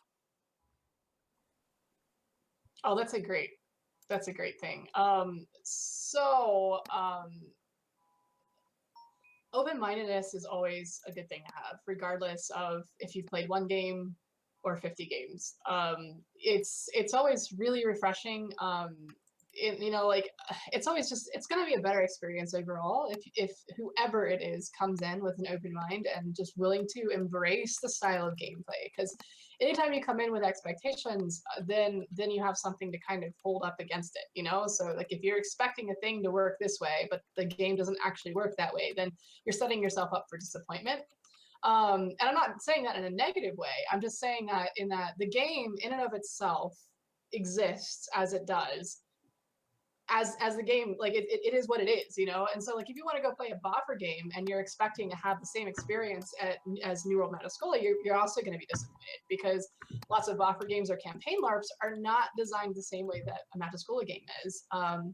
Because they might be focused more on long-term play. The beauty of Magischola is that because you're only going to play that character for just 1, 2, or maybe 3 events total, you can play all your cards. Like you don't have to hold things close to your chest. You can build. The reason why the drama can be so intense is because you can play everything all at once, everything you've got built up, everything you want to accomplish as much as you can in a college setting, can all happen in a matter of 3.5 days. You know, so it's like that's why the event can be so intense, is because of the design of it. And so there's lots of different LARPs out there. There's lots of different ways, and there's no one LARP that is better than another LARP because of the way it is designed to be played. A Boffer LARP is not better than a Nordic LARP. A Nordic LARP is not better than a Boffer LARP. They're just, I compare them to flavors of ice cream. Some people like chocolate, other people like vanilla. They're both great ice creams, but one person might hate it and the other person might love it. So open-mindedness, again, would be every single time. Go into it embracing and learning as much as you can about the game, and not expecting it to work out in certain ways that you may have been experienced before in other LARPs, even if you've been doing this for like 20 years. Just go in there with ready to embrace it for what it is. That's really, really good advice. Definitely. Kat, anything else to add? No, I think Claire got that one pretty good. Yeah, definitely. I agree. Being willing to kind of embrace the style and just, kind of roll with how things are great. There's a lot of, before I get to the next questions about accessibility, I do want to add something related to accessibility. There are a lot of safety systems built into the game. So, when we talk about rules at New World Magischola, it's not focusing on you have like X amount of hit points or anything like that. That's not a thing. But we do focus on safety and how you can role play comfortably and check in with other players and make sure everyone's okay. And the culture is generally very positive. And in terms of, if you have any kind of like physical difficulty, people are just extremely helpful. And for me, that's kind of meant the world, because I've gone through the diagnosis of multiple chronic illnesses since I started playing this game. And when I started playing last year, I knew something was really wrong, and I was just kind of starting that journey. And now I know what's up. And, I just have a lot of supportive people in the community, and it means the world to have a way to play somebody who's really empowered and badass, despite the fact that, in real life, sometimes I wake up and it takes me 20 minutes to get out of bed in the morning because, I have rheumatoid arthritis. That's what it does to you. Sometimes I'm like, brain fog. And so instead of having to memorize 50 spells, it is easier for me to improvise a spell because my brain just can't do that anymore. but I don't feel like less of a person at this game because my brain can't do that anymore. I can actually just roll with it, and people are there to support me and to support, you know, any scenes that center around me. So, you know, I would say, like, you know, I don't have a learning disability. I don't know what that's like. Um, but, you know, for me, having that support, and like if people are seeing that I'm like struggling with something, or, you know, they're there to help, and I'm there to help them. So it's a really supportive community, and I think that would really help as well. You know, the next part of the question was, I would love to hear how the game copes with English difficulty. That's not something I could really speak to, although I know we did have people, you know, at the game in the past who spoke English as a second language, because we had a lot of the College of Wizardry players come over from Europe to participate in the game and support it. So I can't speak to that from my experience. However, I can say that the community as a whole is just, you know, extremely patient. So if anyone else has anything to add, sorry, I'm like taking up all this time. Feel free to just hop in and add. I would just say communication is your best friend, even if that communication is limited or difficult. So if you communicate to someone, we're going to go over workshops with everyone on how to communicate outside of the game. So off game is usually like a primer for that. Like off game, I'm sorry, my English isn't very good. Could you slow down or re-explain that for me? It's fine. I mean, I just came back again. I'm gonna reference the Challenge LARP. The Challenge LARP was the same College of Wizardry setting, but it literally had people from all over the globe. Like the English was not the second language, or English was the second language for the vast majority of the players there, because the whole event was in English. But only a very small fraction of players actually had English as their primary language. And so it was actually talked about in the workshops that if somebody's kind of giving you like the eyes, like they're nodding their head and kind of just like, yeah, maybe you should try re-explaining what you just said, but in simpler words. And they also encourage people not to go like off on huge, very philosophical debates in very high English language, you know, like not high English, but complicated English. Mm-hmm. Like, so, I mean, I guess going back to that, both with the English barrier as well as like any kind of disabilities or anything, like literally anything, communication is going to be your best friend. And please never, ever, ever feel obligated that you have to do something. That is always, everything in the game is opt-in. Let's say you have migraines and you can't go to a class. Fine, take your break, go take a nap, get out of the sunlight, whatever you need. Like just take care of yourself first. And then if you need help from your fellow players to like either to slow down and communicate things for you, or maybe if you can't walk as fast as other people, just communicate that. I mean, if you can say it in character, you can do that too. Like, hey, can you guys slow down? Doesn't have to be an out of character thing, but if it does need to be communicated out of character, you can also use the off game mechanic by saying, hey, off game, I have a leg injury. I can't walk as fast. So if you guys don't mind just, you know, kind of walking with me slower, but not really making a big deal out of it, I would really appreciate that. And I mean, most of the people, I mean, you can't always speak for everybody, but the vast majority of people are going to be happy to like oblige you in that. So just communicate. That's great advice. That's definitely helped me out on more than one occasion. I definitely had to take a nap. Actually, it was during run one. I was getting a headache and it was just so hot. And I was like, you know what, I have to sit something out. And I was kind of debating on whether or not to do it. And it was like one of the very few times I was even out of game at the first run. And my friend, who also was my roommate at the event, she was like, you know what, I think you've been running pretty hard all weekend. Why don't you just try like taking a nap for 45 minutes? I'm going to stay in too. We'll just hang out. And I'm really glad she did that, and that we had that like means of communicating, because it turned out to be great. And I think I would have felt sick probably going to the ball, which is like this huge part of the event, if I hadn't done that. So taking care of yourself is a huge deal. We have a couple other questions here, and also a comment from Will about he said his favorite part of Vampire the Masquerade was politics, something sorely lacking in most Boffer LARPs. And I gotta say, like, politics has always been one of my favorite things to play.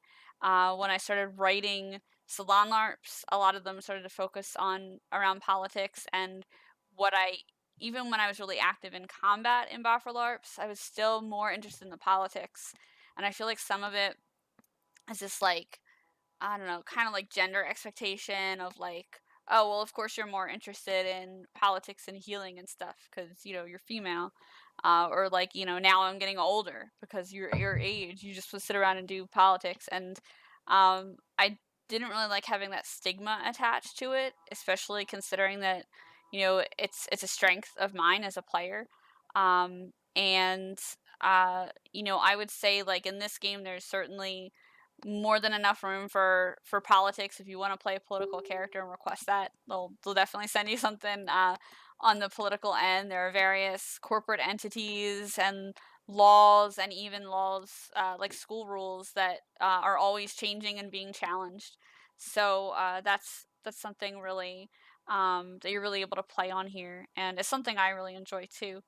um, the next question is, you touched on this already, but how would you suggest combating imposter syndrome as a newish LARPer?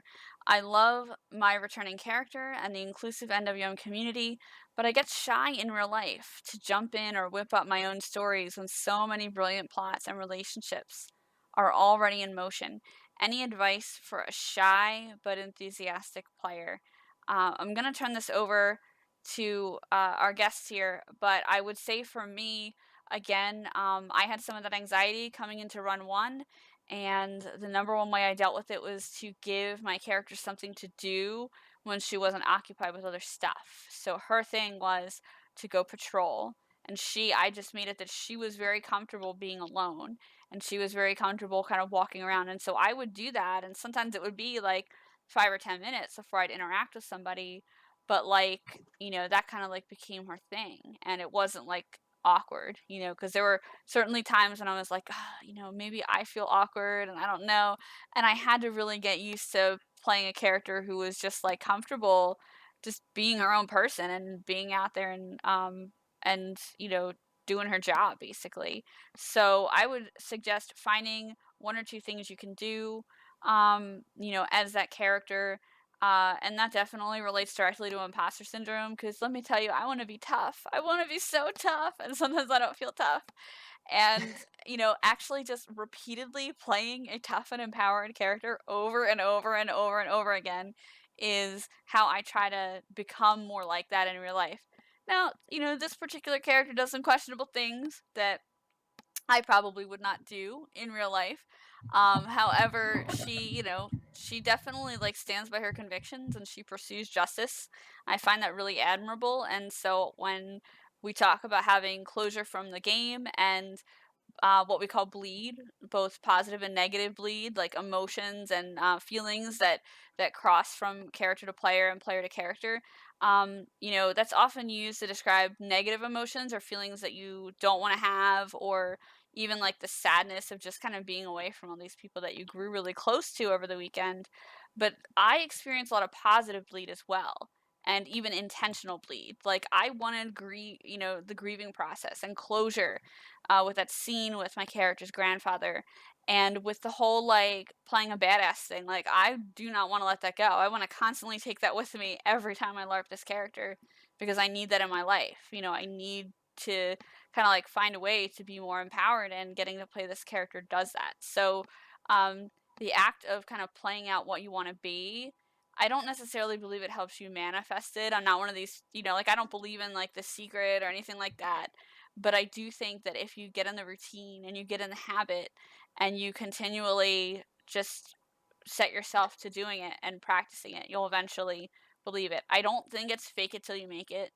I believe in like for me at least, a really immersive standpoint on that. Like I have to be like fully in the character to really have it bleed through and affect me that way.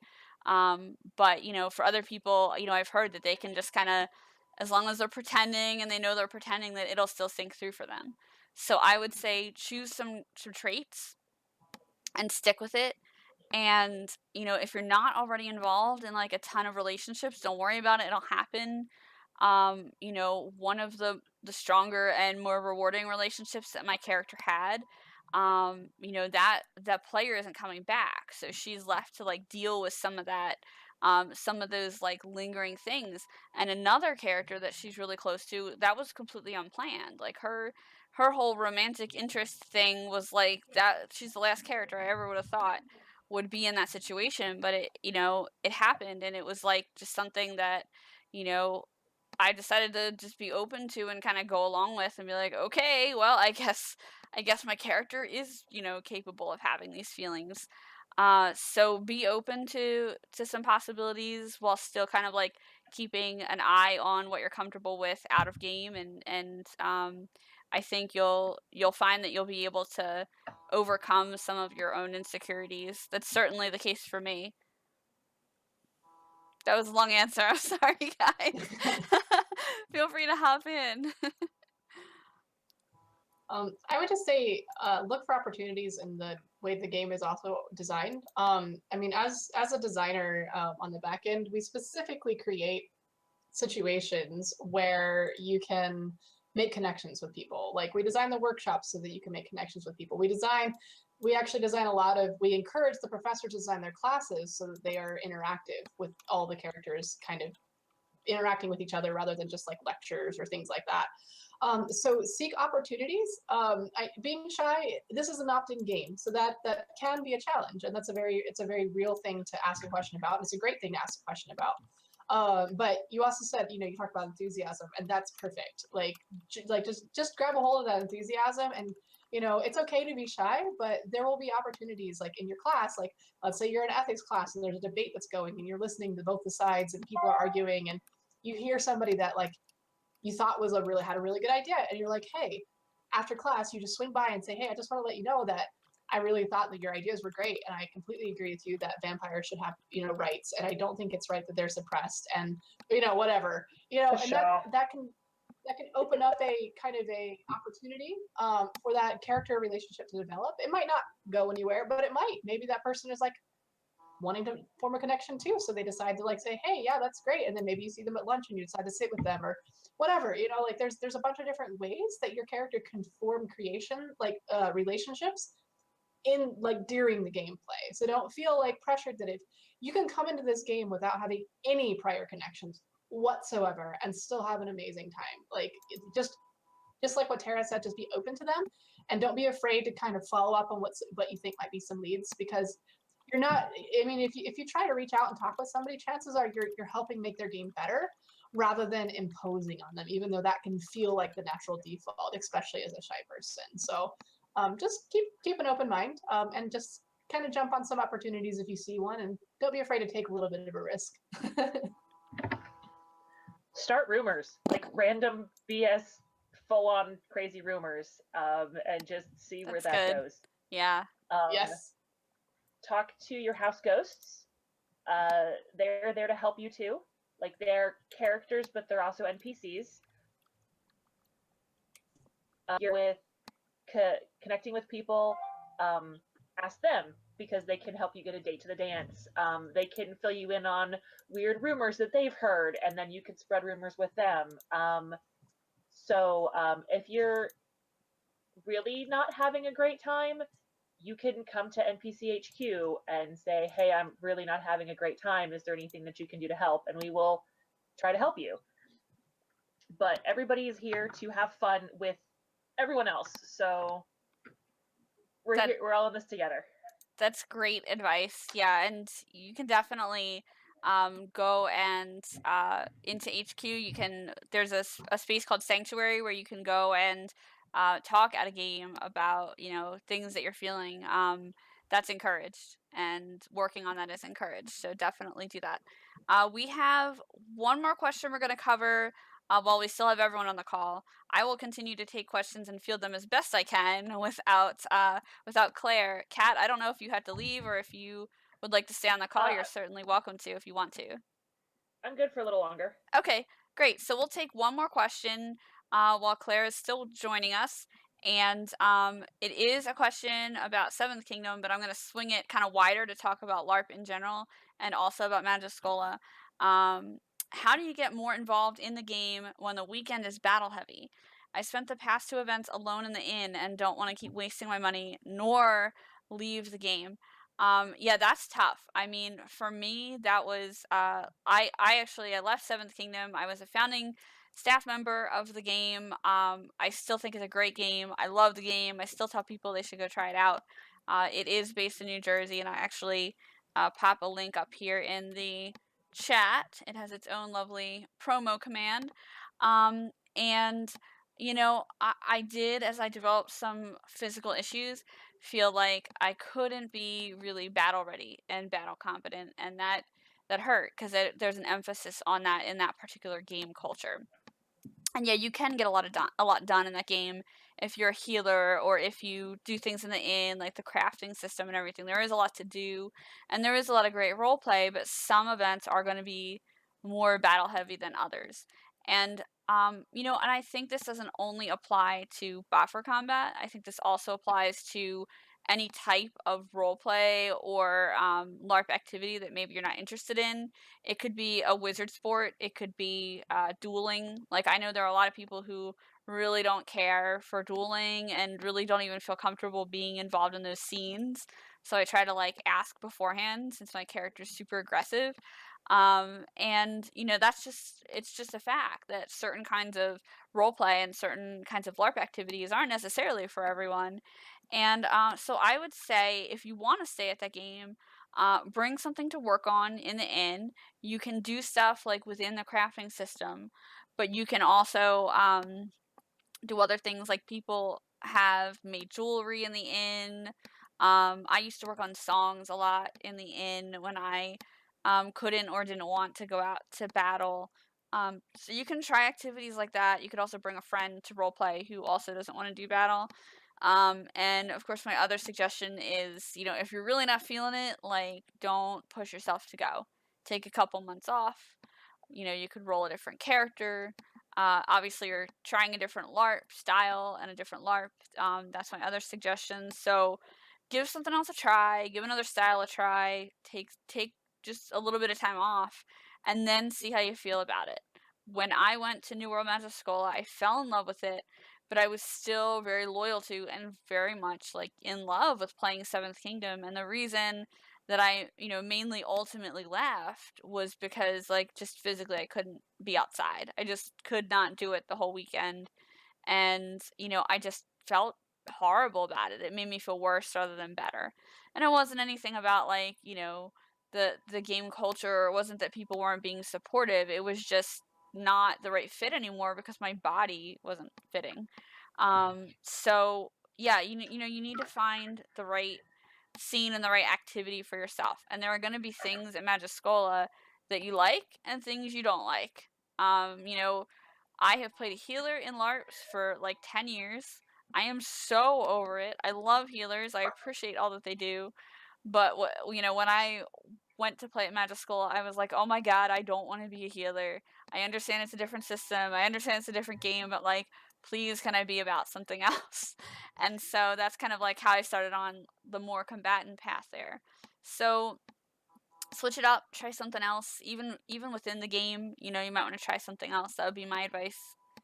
Anybody else have advice for if you're not like really into a particular activity at the LARP, what you could do?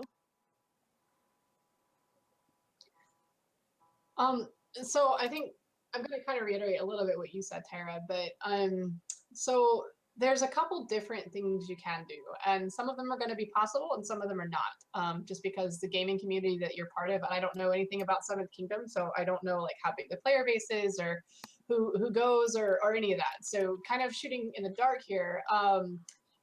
Basically, if you're not having a good time in the game, and if it's directly involved with the game design itself, then Tara's suggestion of trying out a different LARP style is pretty solid, because I mean, if a game, some people, again, they might really not enjoy New World Magischola, or like I own another LARP company that is a hybrid Nordic and Boffer system. So it has a very light rule system, and it has combat and it has all that sort of stuff. That's the game that I have designed and run. But that's not going to be for everybody. They're not going to like the fact that it's medium contact instead of light contact. They're not going to like the fact that it even has combat at all. Some of them are not going to even like that it has a system.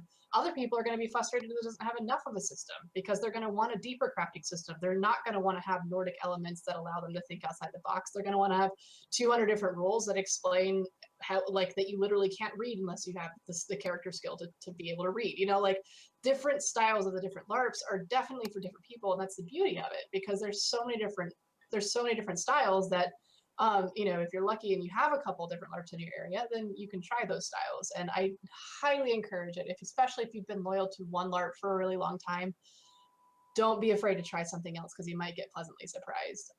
It's kind of my personal code that if I'm getting more frustration rather than enjoyment out of a LARP system, that I need to learn to like draw that line myself and feel rewarded myself in that, because if I'm not getting satisfaction and joy out of this hobby, you know, when I was, and that this is like when I was just a player. Obviously, I love it now because I'm not just a player anymore. But when I was just a player, if I was not enjoying the game that I was attending, then what's the point, you know? And so yeah, there's a difficult complications in that. You have friends there, right? I mean, that's like LARP for me. A lot of people can't tell, but I am like a major introvert. It is like almost impossible to get me to leave my house. That just like blew my mind.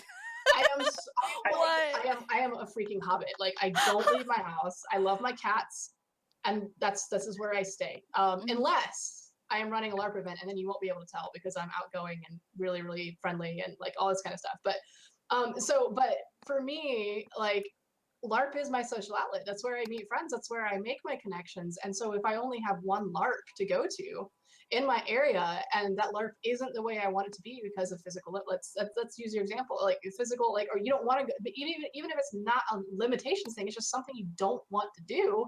You don't want to go out there. You don't want to fight, but this is the only place you get to see your friends. So that's freaking hard, you know, like, because you're not really enjoying being there, but you also don't not want to be there. And so my suggestion in that sort of situation is, one, definitely still respect the game design. Like, that's the game designer has designed the game the way they want it because that's the way they want the game. They've designed it in their own mindset as to how they want the game to run, and that always has to be respected. And I usually tell, you know, other players that are going to different games, please play the game a couple of times before you criticize it, because it takes a couple times to appreciate the game design, right? So like, just respect the game design. If the game design is meant to be completely based around war and combat, there's not a whole lot you can do about it. But if there is something within that game design that does allow for some flexibility, like Tara had mentioned, like there's a great crafting system, create your own game within the game. So again, you might not be able to do it. It depends on the people that are going there and if they're going to like jump on board with you. And sometimes it's not going to work, and that sucks, but sometimes that's just the way it is. But you can at least try to attempt to make that game. You can make a game within the game of, okay, well, I'm going to play a tavern keeper now. And I'm going to make my own quest. I don't know how open your game designer and your GM is going to be about it, but like, maybe approach them and say, hey, I would really like to do a scavenger hunt that's based off of this you know, I'm going to bring all the props for it. I'm going to bring all the stuff for it, but I'd really like to play a tavern keeper character. And how open are you two about me playing this tavern keeper and sending people off on, like, I don't know, maybe a diplomatic mission, or maybe something else, or maybe I'll have it so that you can, you know, if you want to have a secret town hall meeting at night, I'm going to organize it so that I hire guards to guard my tavern, and you can have people in there and do secret meetings. Or I'm going to start a gambling ring, or I'm going to do this. Like, take the game and make something your own and unique within it that isn't involving combat or isn't involving that, and try it. Again, it might work, it might not. Maybe everybody else there wants to just go play war games and fight and maybe that's the way it is.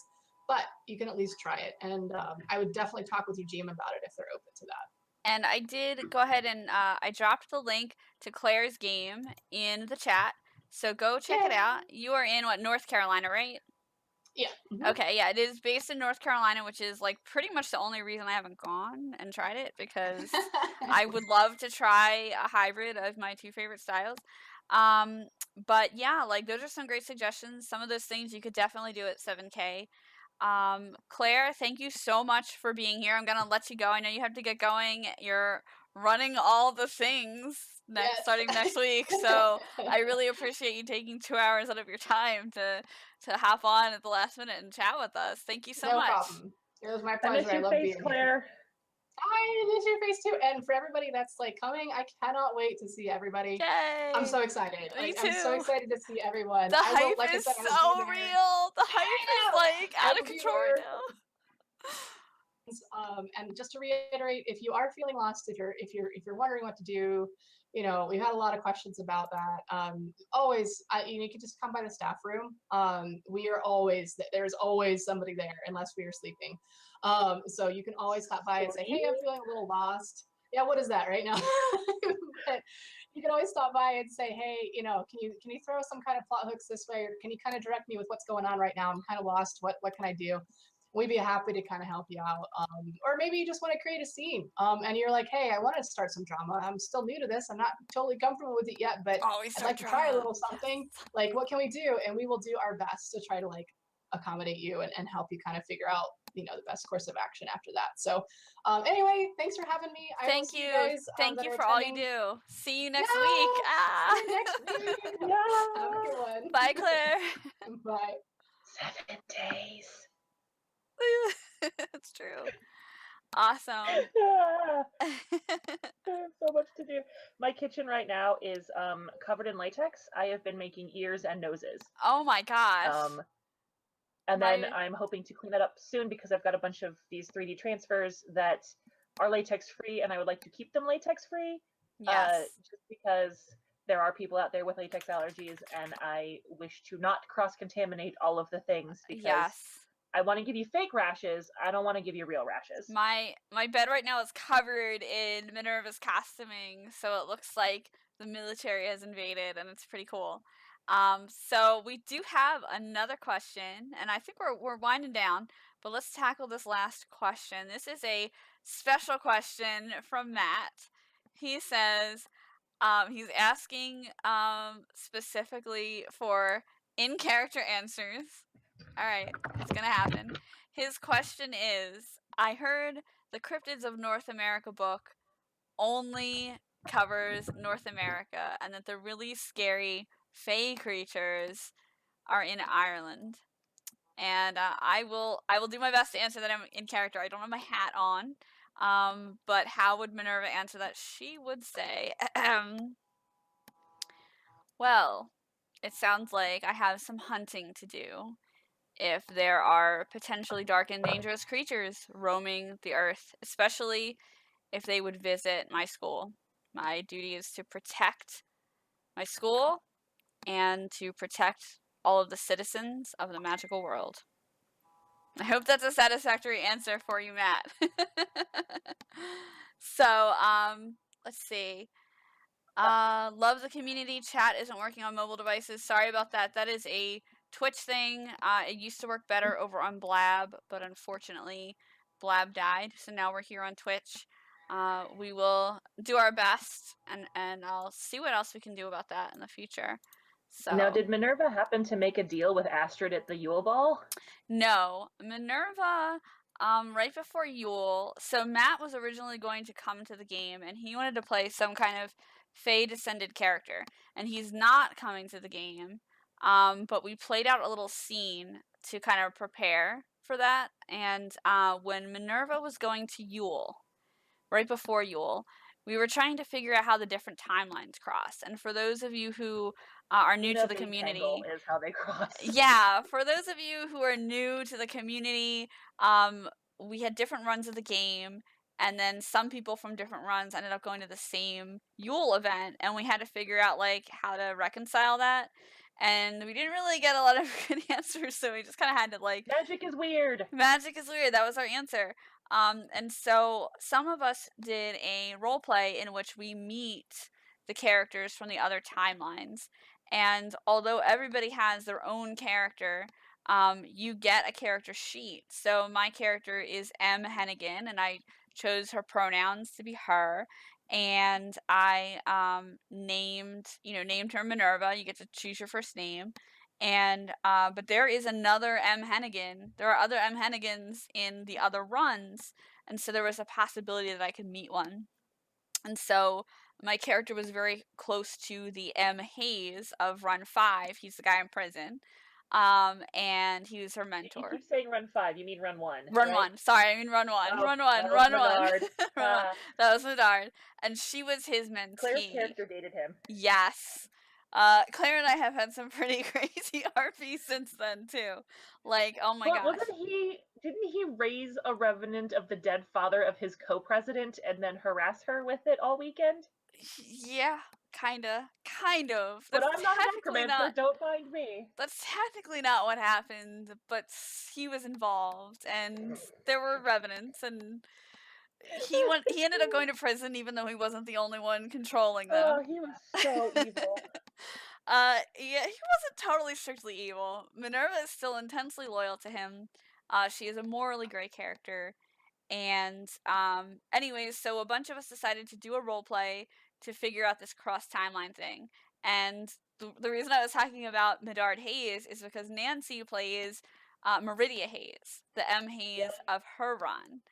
She was my president. Yes, and she lives right near me, so I like know her in real life, and you know, we got together and like we all talked about this, and some of the players put together this role play, this text-based role play in which we meet them, so that by the time we showed up at Yule, we'd like know who they are.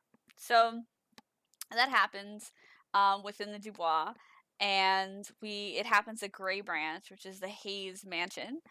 And while Minerva was there, while my character was there, she went off on her own, and Minerva and a lot of the other Dubois and people who are close to Medard pretty much spend a lot of their time at Grey Branch. So they have their own quarters, their own rooms, their own hiding spots. And she went and pulled out a bottle and kind of like collected that for her own because Medard wasn't there, and she was like, "Look, I need to take possession of this thing." And the bottle had a fae in it. It was a fairy in a bottle, and she let this fairy out, and might have made a deal with it, and might have ended up with some illegal substances, aka fairy blood, even though it was willingly given. And that's kind of like how I tied that into the game. And he was hoping to come to the game, and then he couldn't. So that's kind of like the backstory there. But it all happened in this role play we did between. And for those who are new to the community, we do sometimes have like informal role play between and before events. And you know, there's a lot of action in a couple of the role play groups I'm involved with as we kind of gear up. And you know, aside from that, like, there's a lot of planning and plotting, and I'm involved in, like, all these in-depth conversations about all these different character relationships, so I'm really excited. I ended up, for both Yule events, I went to the ball as Astrid of Fairy. I painted myself like Haunting Terrible Silver, and I had a yellow and an orange contact lens, and I was carrying around a fabric bag full of Skittles and a light-up bouncy ball. And I would just shake it and it would light up, and I would look at people like they were food, and I would ask if they wanted to make a deal and that they weren't free. And if it was a novel exchange, I pretty much took it. So in the same transaction with 3 different people, I got the memory of the first time somebody had their favorite food. Like it's mine now, they don't have it. Another person gave me the whole memory, not just shared it, of their first love. And then the third person gave me a hair tie. Oh my gosh, which I happily took because Astrid didn't have a hair tie. It's novel. It's fun. Hooray. That's great. My character she did some intense training with actually Claire's character Lucia Thorne, who is a vampire and a marshal. My character's anti-vampire because she's very much on the Medard Hayes school of vampires are evil. And vampires killed my mom. I must kill them all now too. Exactly. Yeah, she's yeah, Minerva was really surprised because I just sent in an NPC request, and of course Claire was in charge of all the NPC stuff for Yule, and I was just like, I just want an advanced level mind magic trainer from Minerva to come in, and it has to be a marshal, and that's all I left it as. I was like, knowing she would probably go there with the Medard stuff because she obviously knows the whole backstory, and she rolls in as a vampire. And is like, do you want to accept the training or not? And Minerva's just thinking like, Medard is gonna kill me. He's gonna kill me. If he gets out of prison, he's gonna murder me for accepting mind magic training from a vampire.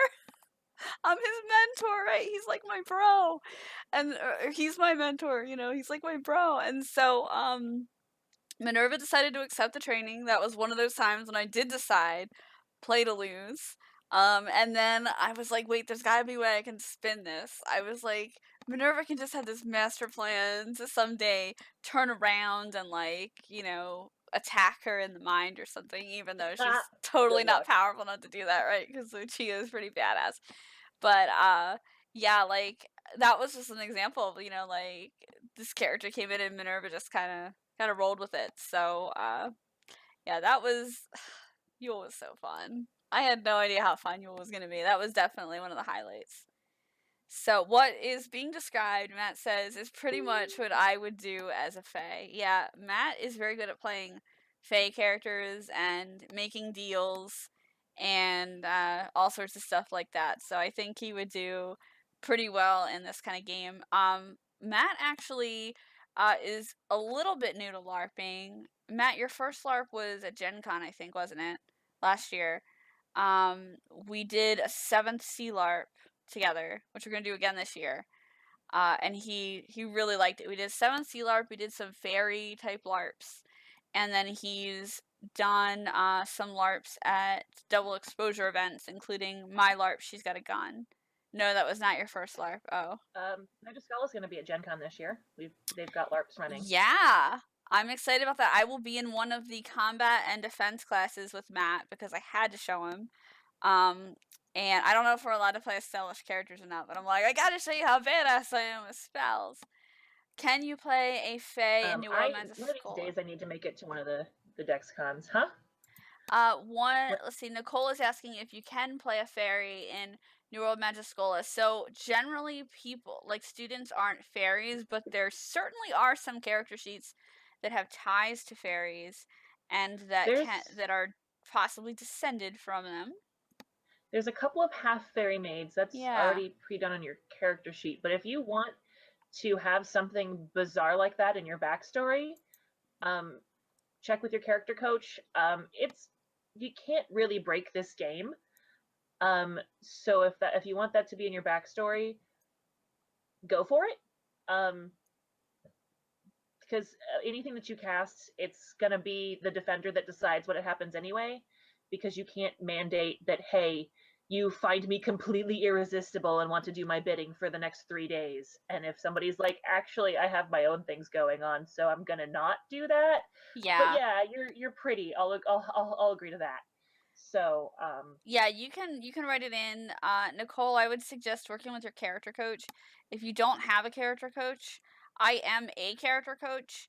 I can help you, but not until I get back from run 5. So if you need to talk to someone before then, there should be someone assigned to you, and if you don't know who that is, I can find out for you. There's not really, because Fae aren't in the compendium. They're just kind of, when people were getting ready for various balls, it was just like, glitter, we want glitter. And so it was just sort of running around and making deals. So I'm not sure how well that would work out if a player character was full-on Fae, but if you want to do that, yeah, there are not the one that will tell you no. Yeah, there are some connections that you could probably have or develop. So if you're not sure who your character coach is, Nicole, I can find out for you and get you their information.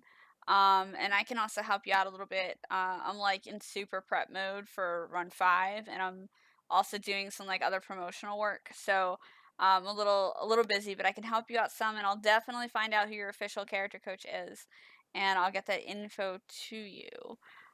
Before we sign off, does anybody else have any other questions for us? Because I think we've had a great hangout, a good return to LARP Chat Live. Again, for anybody who's tuned in late, LARP Chat Live ran for more than a year over on Blab until that platform disappeared, and then we had to disappear along with it. I've been searching for a great platform to host LARP Chat Live on because it just did so well before. And my roommate Tina, whose setup this is, who has also played New World Magischola, was like, you should totally do LARP Chat Live on Twitch. You can do that on the IRL stream now. So here we are, cornering the LARP market over on Twitch. No big deal. And what is the airspeed velocity? No, Matt, I'm not answering that question. All right, that means questions have come to an end. If you do have any additional questions, you can go ahead and email me. I don't know all the answers or even most of the answers, but I do know the people who know the answers. And my email is thorfan, THORFAN, thorfan at geekinitiative.com. And Will is saying that he'll come to me when it is time to play New World Magischola. Yay, Will! I really hope that you can eventually come out to the game. We'd love to see you here, and I think it would be a good system for you to get involved in. And Nicole, I'll find out some info for you and get that over to you about your character coach. So thank you so much, Kat. Thank you so much for being here. Yay, I appreciate I want to say it. that there's still tickets available. Oh, great. Awesome. I'm not sure on that for certain, but I think that some of the later runs still have slots open. Awesome. So if you want to come, your window may not be closed. Excellent. And I'm going to post the link again to magischola.com. There you go. And you can also find them on Facebook pretty easily. Yes. And there's another link I'm going to post here. I think that's the one. Yes. So Magischola also is running a Wizard Summer Camp here in Philly.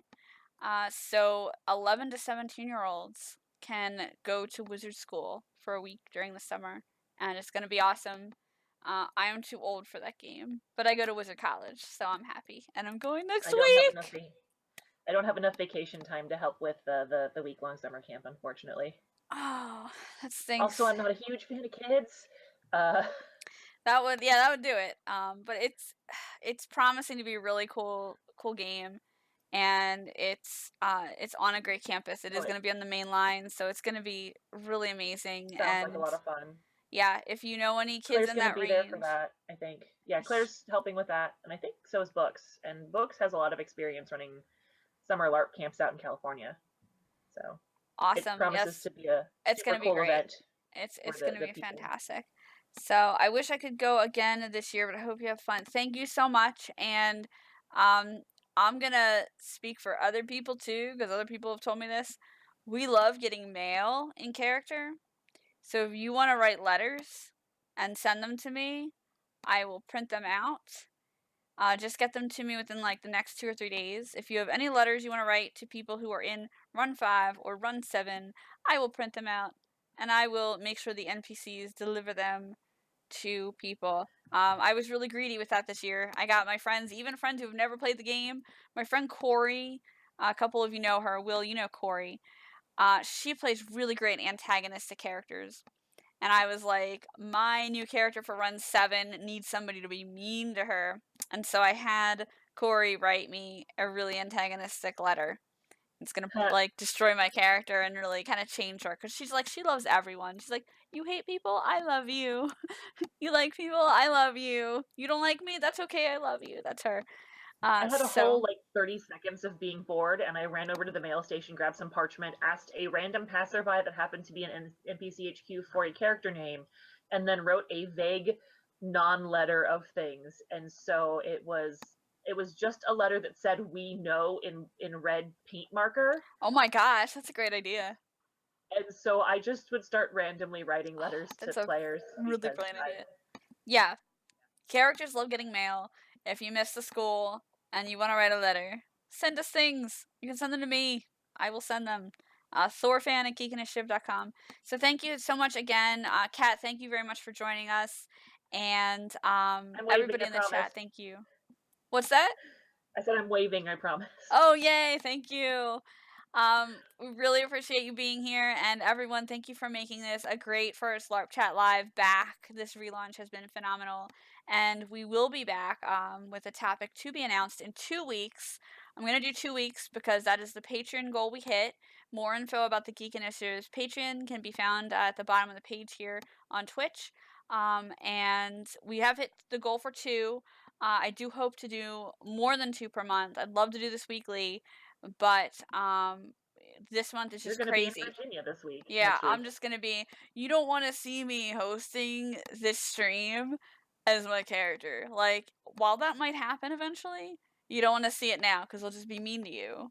And I'll just be like, you're a vampire, I gotta murder you, stuff like that. So, that might happen down the road. That's not going to happen for the first or second chat, though. That's not a great way to get started. We don't want to see vampire hate on here right away. We'll work up to that, though. But thank you again, everybody, for doing that. Matt says we are doing a Roll20 Fantasy Grounds game at some point. Yes, that is true. We will also announce some tabletop gaming on this stream soon. I'm going to be doing some board gaming, some parlor LARPs on here soon. I actually have the copy of A Wolf by Any Other Name, which is the LARP in a box that the creators of Magischola have produced. And I do intend to host that very soon. But unfortunately, like, I'm just in crazy Magischola prep mode right now, like everyone else. When are the TGI shirts coming out? They're coming out very soon. My friend Erica, who I know through New World Magischola also, is a very talented WordPress expert and website host, and I am transferring the Geek Initiative to be hosted on her server, and Erica is going to help me set up an e-commerce store, and then we are going to sell t-shirts, I promise. And I will let you know, Nicole, and I will also get back to you about info about your character coach. Okay, so if you have any other questions, shoot me an email, thorfan@geekinitiative.com. Thank you so much, everybody, for joining me, and we'll be back in 2 weeks with the next LARP Chat Live. Thank you, everybody, and thank you, Kat, for being on as well. Have a good night. Bye.